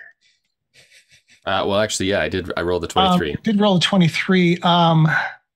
You do not detect, you don't hear those voices anymore. And I should note that these are fairly solid stone doors, so they are not quietly opened, would be like the rubble has been cleared as best they can, and they still operate fairly well, but it is a noticeable sound to open these. I will put a hand up to it just to see temperature-wise, extra hot or cold. No, nothing particularly out of the ordinary to detect there. Okay. Torch in one hand, pickaxe in the other. I'll not kick the door open, but I guess I'll kind of, yeah. Yep. Start pushing it open. All right. So there is a small, like stew pot, and there's a Zelda cooking pot. Yeah, pretty much. Ruby, 5 whole rupees in there. There are embers underneath. There's something cooking in there. There is like reed cushions sort of circling the pot, like as a seating area. You can see there's a stack of bowls. For lack of a better term, you found the break room. Cool. I assume that stew is an old family recipe containing some of my old family. Oh, Would not be a bad guess. You know, the lizard folk diet does definitely include sentient humanoids. You are what you eat, I suppose. Comrex's going to slowly make his way towards the end of the hall. This rubble pile on the floor, is it difficult terrain or just stones? It's difficult terrain. It's passable, but it sort of stacks about almost halfway to the ceiling. Like it's a fairly big cave in. Oh, wow. Okay. So like taller than me. Yeah. Okay. I want to grab a couple of bowls. Okay. Empty bowls. Simple wooden bowls. All right. Yep. Just grab a couple of them. Oh, you're not actually going to eat that, are you? No. Okay. I will admit I am curious as to how we taste, but not Not that that curious. Like your arm. Last time I did that, my vision started to go all blurry. Man, my foundry is like... Yeah, you dropped off the map again for some reason. It's cutting in out a lot. My internet's being a bit wonky. It's not cutting out fully, but it's being... Oh, yeah, you've dropped out completely now. Oh, yeah. Oh, we'll wait for you to come back. It's being le poop. I was going to say, in lieu of I was going to check the door, but we'll wait.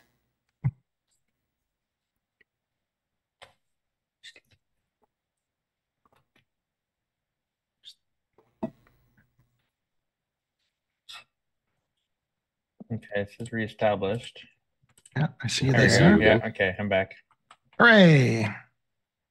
I keep doing it a few times, though it's weird. Okay. I got a couple bowls in hand, so. Sorry, Comric, were you waiting for me to? Yeah, well, I was just going to say while we waited for you, I was going to open the door just to keep things moving. Oh, okay. But you were back quick.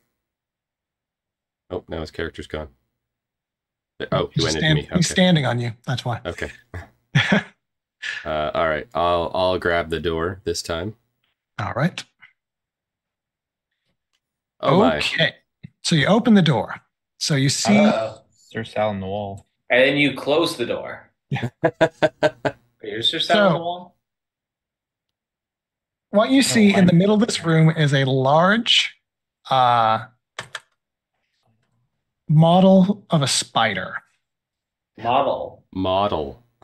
It is an anatomical model. You can see that there is actually like transparent sections on the back, and you see that inside you can see like the inner workings of it. Well, it's awfully lifelike. Mm-hmm. There's also two statues of very learned looking people sort of gazing towards the center of the room. So lifelike, in fact, that it has a health bar. Yeah, weird that way. I do not like spiders. You're going to love this island then, man. I mean, the smaller ones can be quite delicious, but seeing ones this big is a bit unnerving. I turn and look at Comrec and look at my pickaxe and just be like... Well, I mean, we are looking for artifacts. Maybe there's one inside that thing. All right. I will take out one of the bowls instead. And I will throw it across the room onto the other side of the room. Like loudly, like I chuck it to try and hit the wall. See if its vision is based on movement. Just to see if it reacts. So I'm going to throw it like here and just like boom, chuck it at the wall. Yeah, that's probably enough. Okay, we're going to learn that the spider's a red herring. It's the two statues that come to life. The spider's actually a friendly NPC. Yeah. Like, oh, finally, you guys are here. Hello, and welcome to my cave. Finally, allow me to show you around. These lizard folk have kept me here for some time. Where are they? Yes. All right. Welcome to Pimp My Dungeon. Sorry. Spider. Yeah, we're gonna roll some initiatives. That's what we're gonna do. Cool.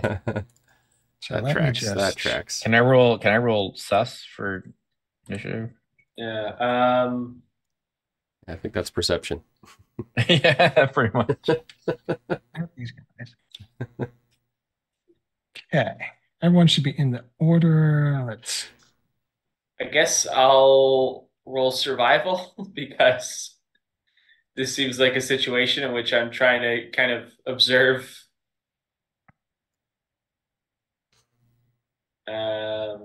I guess perception makes more sense. Oof. 14's not amazing. Yeah. 12 is less amazing. Yeah. Ew. I got a 12 also. Oh, man. For all these NPCs, really. We used up all of our awesomeness from that ambush. What's with all the... we really out of juice right now, running on fumes. Did I? He privately rolled two Yeah, dice. privately rolled some dice. Look at him privately rolling those statues' hit points or those statues' initiative. All roll Surcell. The door at the end of the room comes to life and attacks us. Everything else is a red herring. The dungeon is the mimic. Wow. We turned around to escape. The soup pot snuck up on us. That's right. There we go. Okay, that makes much more sense. I was wondering, it was telling me that it was an extreme encounter, and I was trying to figure out why. From somewhere we hear, you've been punked. Oh, man. Weird. Wonder where I got that extra one from. Anywho, so yes, the anatomical model of the spider turns, sees the bull smashes against the wall, and then it sort of scuttles around in place and turns around and regards you. What wow, it even moves like a real spider, so lifelike. Also not stupid. More intelligent than an actual spider would be. And it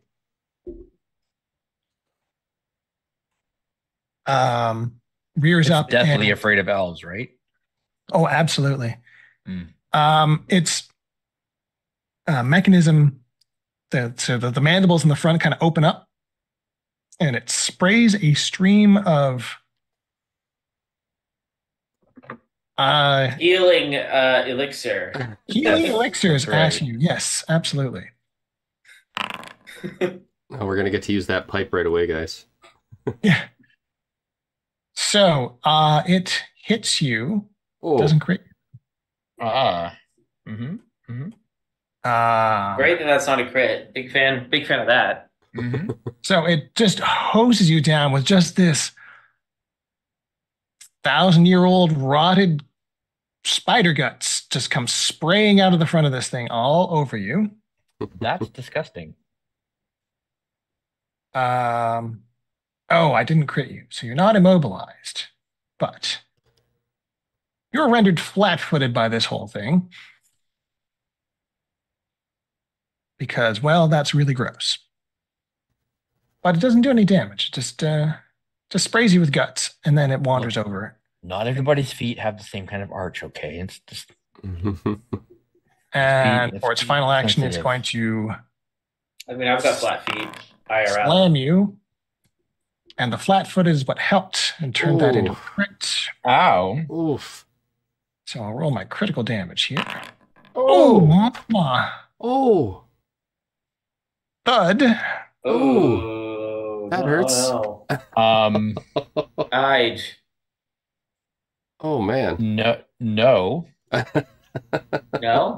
Can you know that? I just know. I thought you were going to do something cool. All right. No. I just be like, as a reaction, I negate the damage.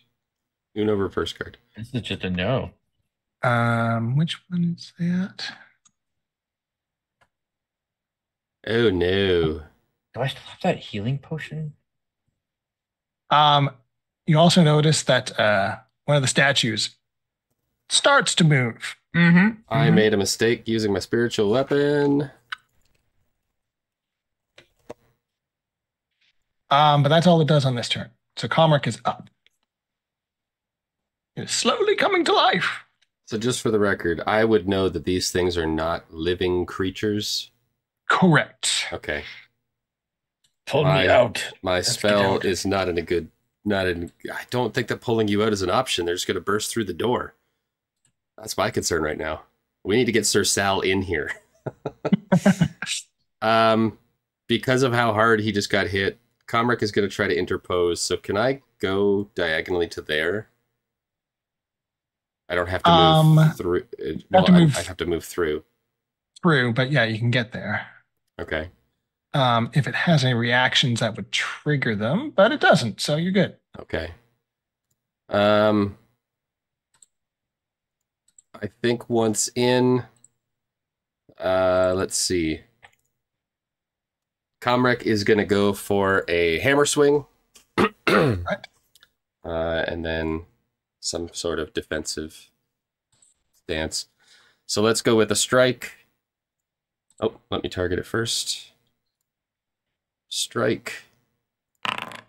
19 is a miss. Oh. Wow. 19's a miss. Oh, man. Yeah. All right, then. I will... this could be bad. Yeah. I will finish by raising my shield. I told you. Now it has more targets. We got to get Sir Sal in here. Well, Ide, you're up. Okay, so seeing that it doesn't react to Comrec moving in and it doesn't take a reaction there, I'm going to leave. That's fair. Yeah, you're not a frontliner, and that's fine. So I'm going to come around. I mean, he was a frontliner until he wasn't. That's kind of I'm going to come around the corner here. Now, I thought, so there's a healing potion in Loot Claimed. I thought, do you remember who had that? Check my I seem to inventory. recall one of them got used at one point, but I don't know. No, Yeah. very early on, a healing potion got used, but you haven't. Yeah, there's just one in there. I do not have one. That I had it, but it's not in my equipment. I don't know. I don't think I had it.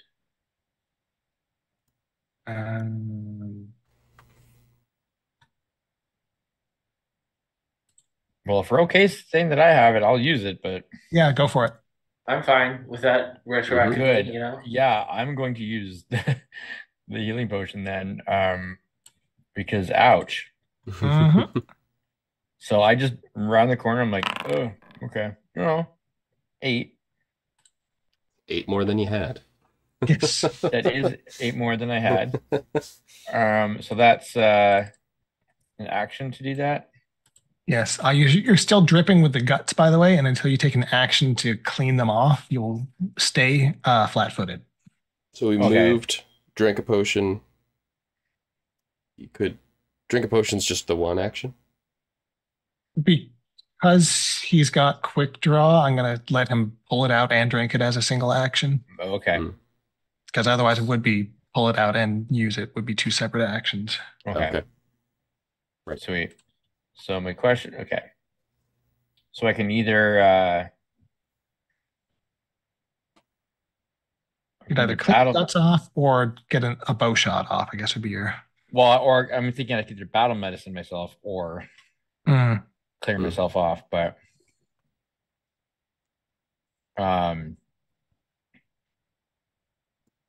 yeah. So this stuff just gives me flat-footed. Yes. I think I'm going to risk staying flat-footed for a second. Can I finish my movement?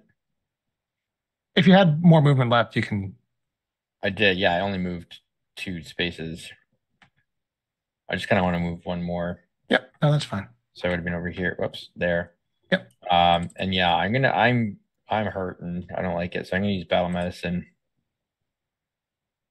All right, you going for the DC wounds. 15 or DC 20 or? Just 15. Okay, so just the D8 or 2D8. Yeah.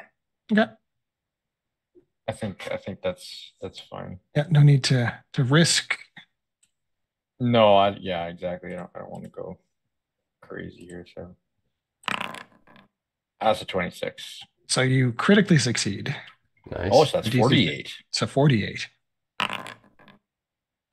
Okay, 10. You rolled lower than the 2d8 you rolled last time. That's Kidding man. me. That's okay. That brings me up to 30. That's, that you've undone seems that like- crit more or less, but Acceptable Yeah. parameters. yes. Yeah, okay. I'm all right, yeah. And that's No, once you- no damage at all, but bringing myself back from the brink, I'm like, Yup. I'm feeling okay.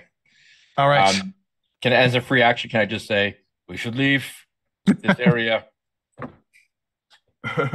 All right. Slippery Phil. You heard the advice. Omric's still in the room. I think I'm gonna try and buy Comric some time to escape. All right. Statues and spider, run. I'm gonna step up here, and then I would like to make a grapple check against the spider. All right. This is against Which is my athletics. Yeah, this is raft. Let me just look it up real fast, just so we do it right. So you're doing athletics against my fortitude DC. I have the number you Okay. need to hit. Okay. You're doing kill it with fire. You have not hit the number. Uh-oh. It wasn't a critical fail, but you failed to grab the target. Comrade missed on a 19. At that point, Phil will just say, Comric, we're leaving. And then Yeah. just go back Uh-huh. and join Ide. He literally just, and the grapple just bounces off the spider. Yeah. Falls on the ground. Okay, nope. Doink. All right. That's Now good. you understand why I said no. Sir Sal, what are we going to have him do? He'd love to get up there and defend Comric, but Try to convert the spider.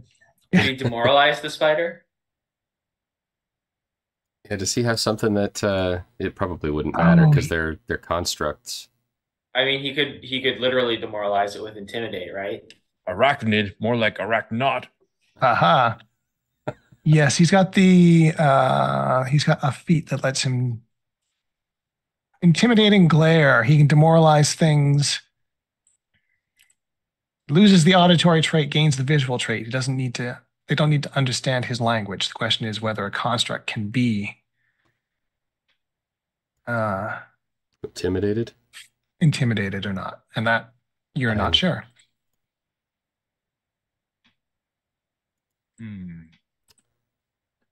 I mean, it's such tight quarters, and given that everybody else is saying, let's go, I don't think Sir Sal's going to hop in there just yet.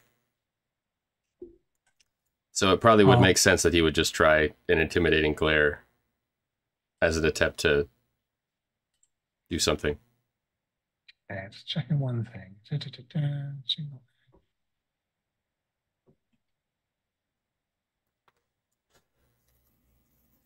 So alternately, what he could do, he could use one action to move up to here. So he's in place to use his reaction if you get attacked. And then he can ready an action to leave the room once you are out. Okay. And then I could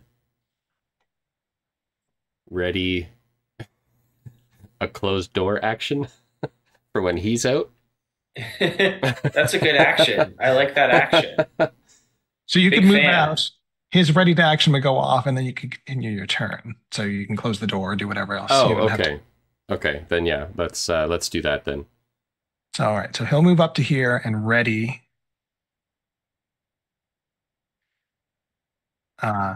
Retreating once you are clear, and he's ready to do his reactive thing if you get smoked in the meantime.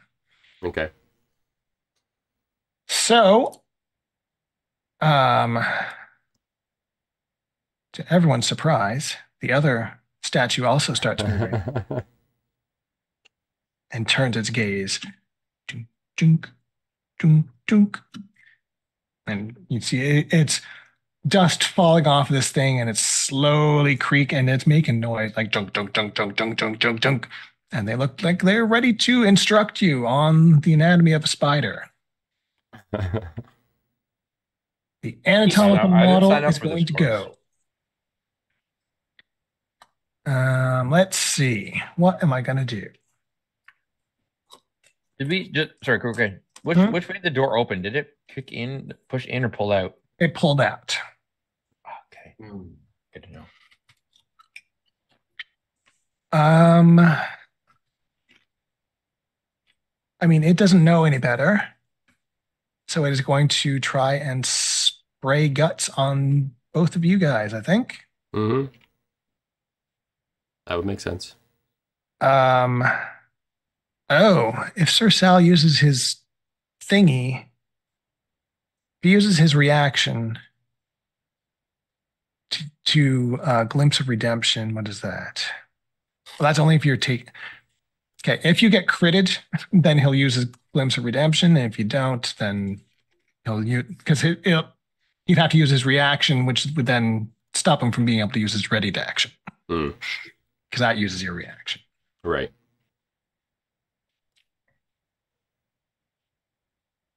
So if you die, then he will mourn you. Oh, hang on. Does it? And Maybe step in. Prepare to use an action that will occur outside your turn. Single action for use detonate a trigger. Your turn ends. If the trigger you no, it doesn't actually use a reaction. Glimpse of Redemption?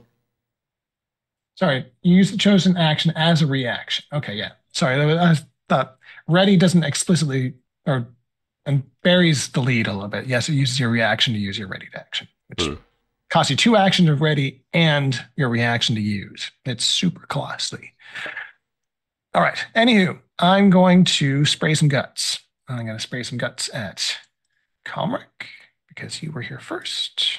No. Yes. And then I'm going to spray some guts. Oops. I need to deselect you and select Sir Sal. Spray some guts at him. And miss. No. I love this game because I look at a 19 with the word miss above it, and I'm like, oh, wow. Yeah, right? That hits pretty much anything in 5e. Yep. Most things.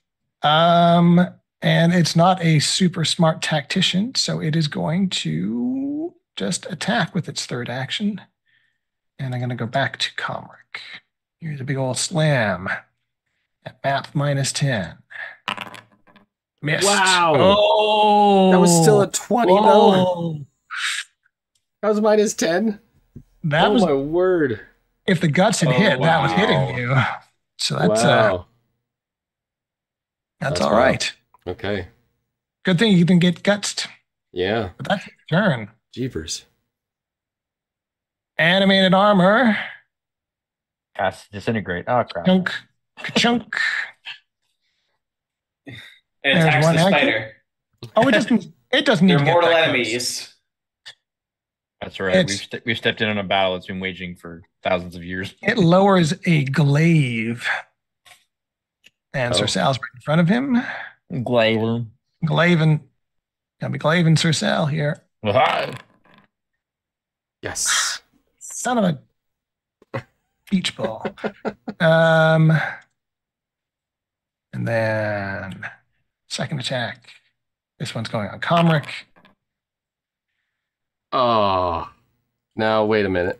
I have a shield spell. Which you raise a magical shield of force. This counts as using the raise a shield. Right, so that's an action to cast on your turn. Not a reaction. Oh, this is not a reaction. This is different. It gives you the shield block reaction to use later, but you have to recast it. I see. All right, are you going to soak this one, or do you want Sir Sal to negate the damage? Oh, geez. I have to decide before you roll the damage, obviously. Maybe we can see what the damage is, and then you can decide. Well, seeing as Sir how Sal would also make that choice, right? He gets to see the damage and then decide to negate it. Oh, well then, yeah, do that. If that's how it's supposed to be played, then yeah. I'm pretty sure. Let me just double check. Glimpse of Redemption. An enemy damages your ally. You're both within 15 feet. They are. Yeah, no, you totally get to see the damage. Will this use his reaction to leave the room? Yes. Then no. Comric will tank it. All right, 12 points of damage to Comric. Yeah. No, because we're leaving, assuming the door will hold them. I have a pickaxe. Oh, yeah, you do. All right. Armor is done. Comric's turn is up. All right.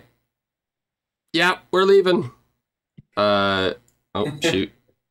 Nope, I don't want to target Farewell, myself. spider. Man, that was bad. So I will leave. I will run to here so that Sir Sal can leave. Right, and he will go. Oops. We'll go to there. Yeah, and then I will use an action to shut the door. Clunk. Oh. Plunk. There we go. And then I would have. Oh, well, I goes after me. So in that case, then I will just step out of the way. So that's my final action. So that Beautiful. I can lock him in with a pickaxe, apparently. All right. Ide is up. So first action, I will degunk. Very Oh, good. good call. Yeah, good call. And then knowing that the door pulls closed, so can I see, or yeah, so they would have to push it out. Yes. Yeah. Is there, like, how the handle mechanism, is there a way that I can use this pickaxe to, at the very least, even like create some pressure against the door or block it?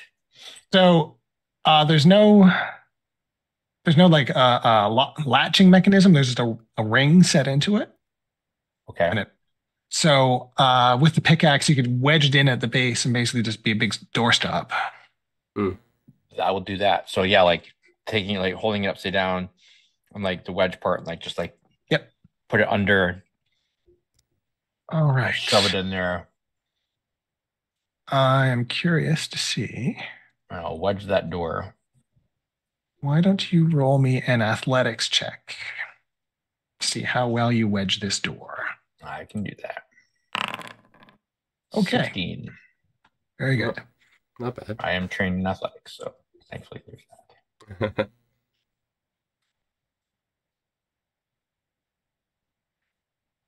All right. So yeah, you feel quite confident that that would take a fair amount of, like, it's a solid door. They're not going to break the door. They're going to have to forcibly push it while it is wedged, which will be tough. Okay. So that was action to move in, action to do that, and action to clean off guts. So you're done. We'll just finish out this round and then we'll see what happens. All right, Slippery Phil. So the door's been barricaded. We're just going to make a break for it, right? I think back the way we came, because that rubble pile is taller than you and I. Back the way we came? Fantastic. Not having a torch of his own, Phil will hop up onto Sal's back again and just say, giddy up. Or, I guess, allons-y. And Sir Sal, his turn is next, and he is more than happy to escort the two of you back around the corner. With me, my small friend. Yes. Those of you that are closer to the door, you hear through the door more sounds of the animated armor moving. Mm-hmm. But that's all you can sort of tell through the door.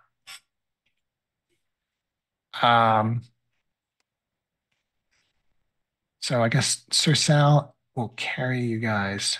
Oops. You will get back into the first room pretty easily with Slippery Phil on him. So you guys are back there.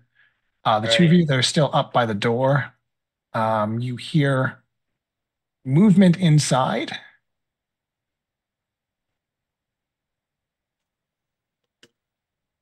But you are unsure what is happening. No one is trying to even break open the door at this point. You're hearing stuff moving, but you're not sure what's going on. So when he was in there, assuming he would be able to see the other door on the other side of the room. Yes. And I see that there's a hallway down here. Yes. Could the tactical thinking I'd put two and two together to assume that said hallway would perhaps connect with secondary door? It is likely. Awesome. I will dump, if I can, those caltrops that I picked up, I will dump on the floor here and put my alarm. I don't know what they'll do against a spider. They will let us know that they're coming. Oh, that's true. We'll hear and I will put my alarm skittering snare there. So sorry. And I will, like right across, like just right in this spot here, and the caltrops there. All right, now look at Carmen and go that way. There we go. So snare and caltrops. There's another door. Okay. And I don't even wait. I just I'm still like trying to get the gunk. Yeah. It's not on me anymore. Just like, that was very gross. So you have evaded that very bizarre setup in there. So let's try the door to the north. Without even I just like not even like talking to anybody at the moment. He just like grabs the shovel, like pickaxe, this door. He's like trying to figure out ways he can just jam that thing from this side. Oh, this door here. Yeah. Yeah. It's like, all right, put that there. Jam that shovel in that side. Like,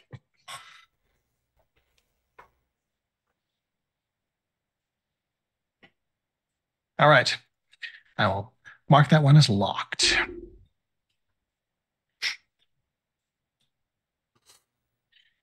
If possible, I'll also as I jam them in, break the handle off of the pickaxes and everything. Just we want none of what this spider's cooking.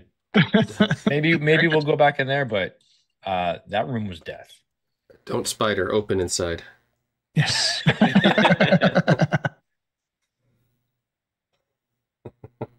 Exactly. I'll write that in comment and in Elvish. Should we call this episode "Along Came a Spider"? Yeah. Oh. That's a good call. All right, door to the north. Yeah, I know that there were voices there, but not right there, but down the far hall. away. Yeah.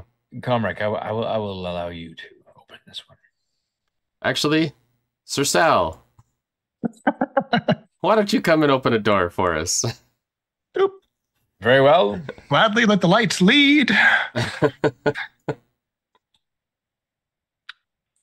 This is where sentient, intelligent creatures are, then I will lead the way. To bring my pamphlets to them. Now my foundry's acting up. What's going on? Every time Sir Sal moves, I see a new copy of him. Oh, really? It's foundering. Yeah. He's multiplying. Yeah. And I can't deselect him. Assuming that door's supposed to be closed, or is that door supposed to be open? That door was open. That's how you could hear the voices. Ah.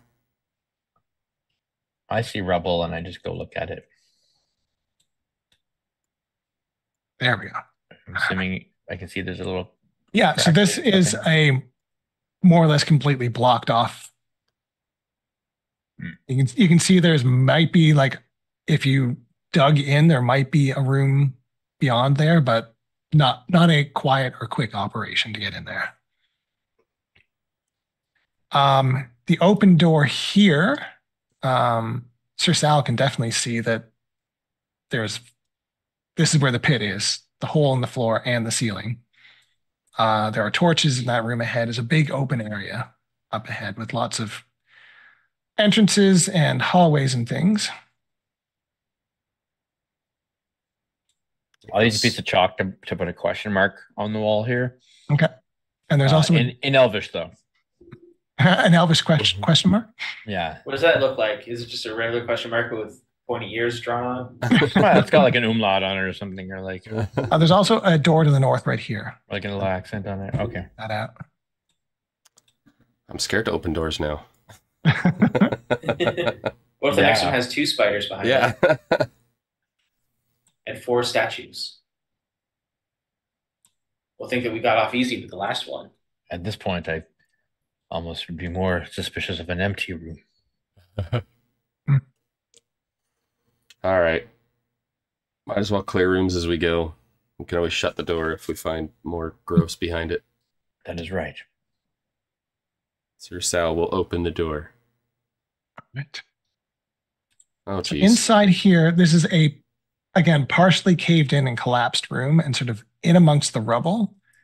As you open the door, you see this thing struggling to stand up. Oh, that's creepy. Hello. That's a fancy nope. It's a creepy bird-faced, but otherwise humanoid automaton sort of struggles to get to its feet and lurches towards you. Well, it doesn't seem to be able to move very well, so it might not be a threat. Are we going to try to have a conversation with it, or are we just shutting this door and moving on? And it sort of stutter steps, and you can see the one leg obviously was caught in this cave in and is obliterated. This thing is not moving fast at all. And it sort of cocks its head, and the good arm comes up and and the mouth starts moving, and you hear mechanisms inside sort of winding up, and there's a little puff of dirt and debris sort of comes out of it, and no sound. And then it lowers its arm, raises its arm again, regards another one of you, and again, it looks like it's going through some sort of automated procedure and trying to communicate with you, but nothing's really coming out. Does anybody speak dust? No, I can't say I do. Is it... Comrade, you are a dwarf. Do you understand rubble? We're going to call this guy Barney? Is that the... That was a joke. Hey, Fred. I've been trapped in these ruins for some time. From somewhere behind you here, bam, bam, bam. Like, oh crap. Okay, thank you, Jack. I'm not that old. Thank you. Or you're not that young. I guess that's the other way. You at least still know the Flintstones. That's good.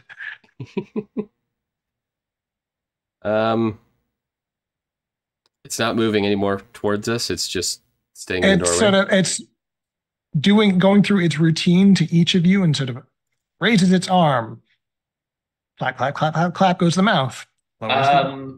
Phil is going to just mimic its body movements to try and like mirror it to see if that changes how it reacts at all. In the meantime, can we sense its intentions here?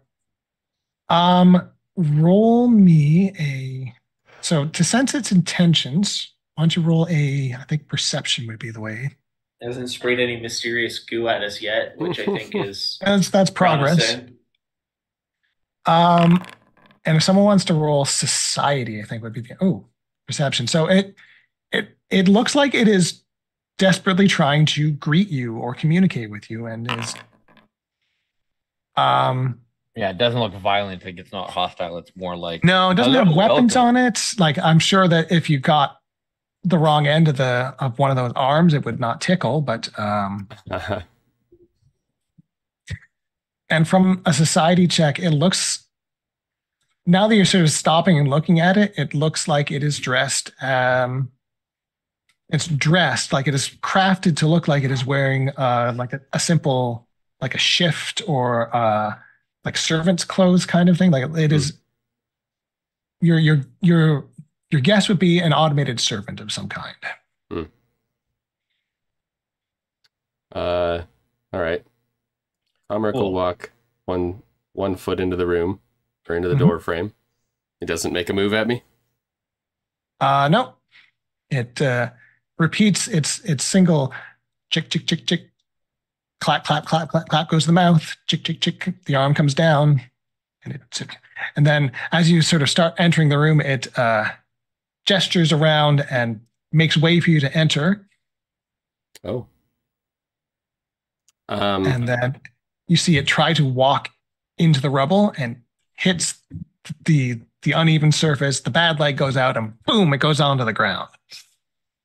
And then the bad leg sort of going, and it's like a flipped turtle at this point. It's trying to get up. Come And- back. Yeah. Sorry. Yeah, didn't mean to cut you out there. No, you can tell that it will eventually get itself to its feet, but it's going to take some time and it's being kind of noisy. Comrack. Yeah.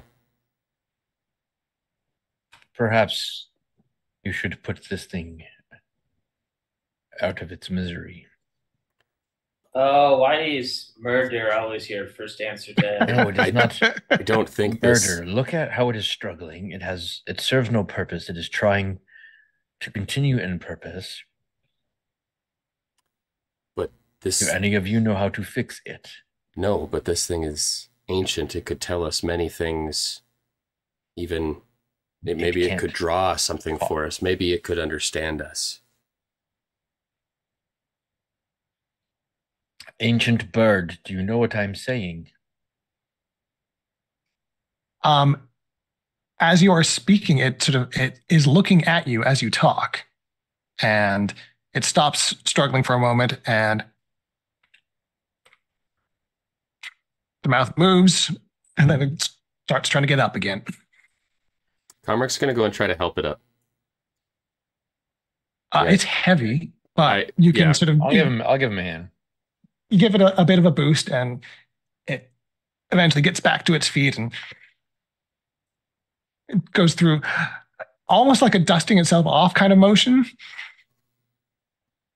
and then sort of regards the two of you, and clap, clap, clap, clap, clap goes the mouth. If you can understand us, lower your arm.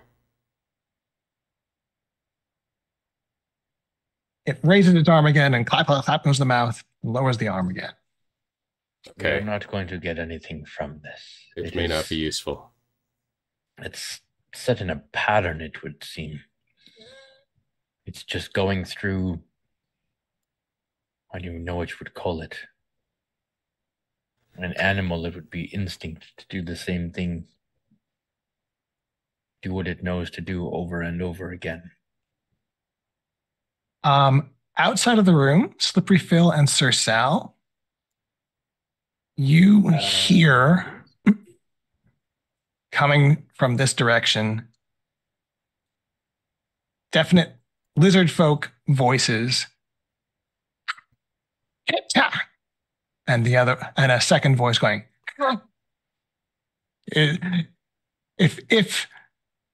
If you understood what they were saying, the tone is someone giving an order and someone complaining about the order being given. That's what you hear. Someone messed with our spider room again. And you see, I don't know, how far can you see? Oh, you do see, if you look way off to the right, you can see someone comes out.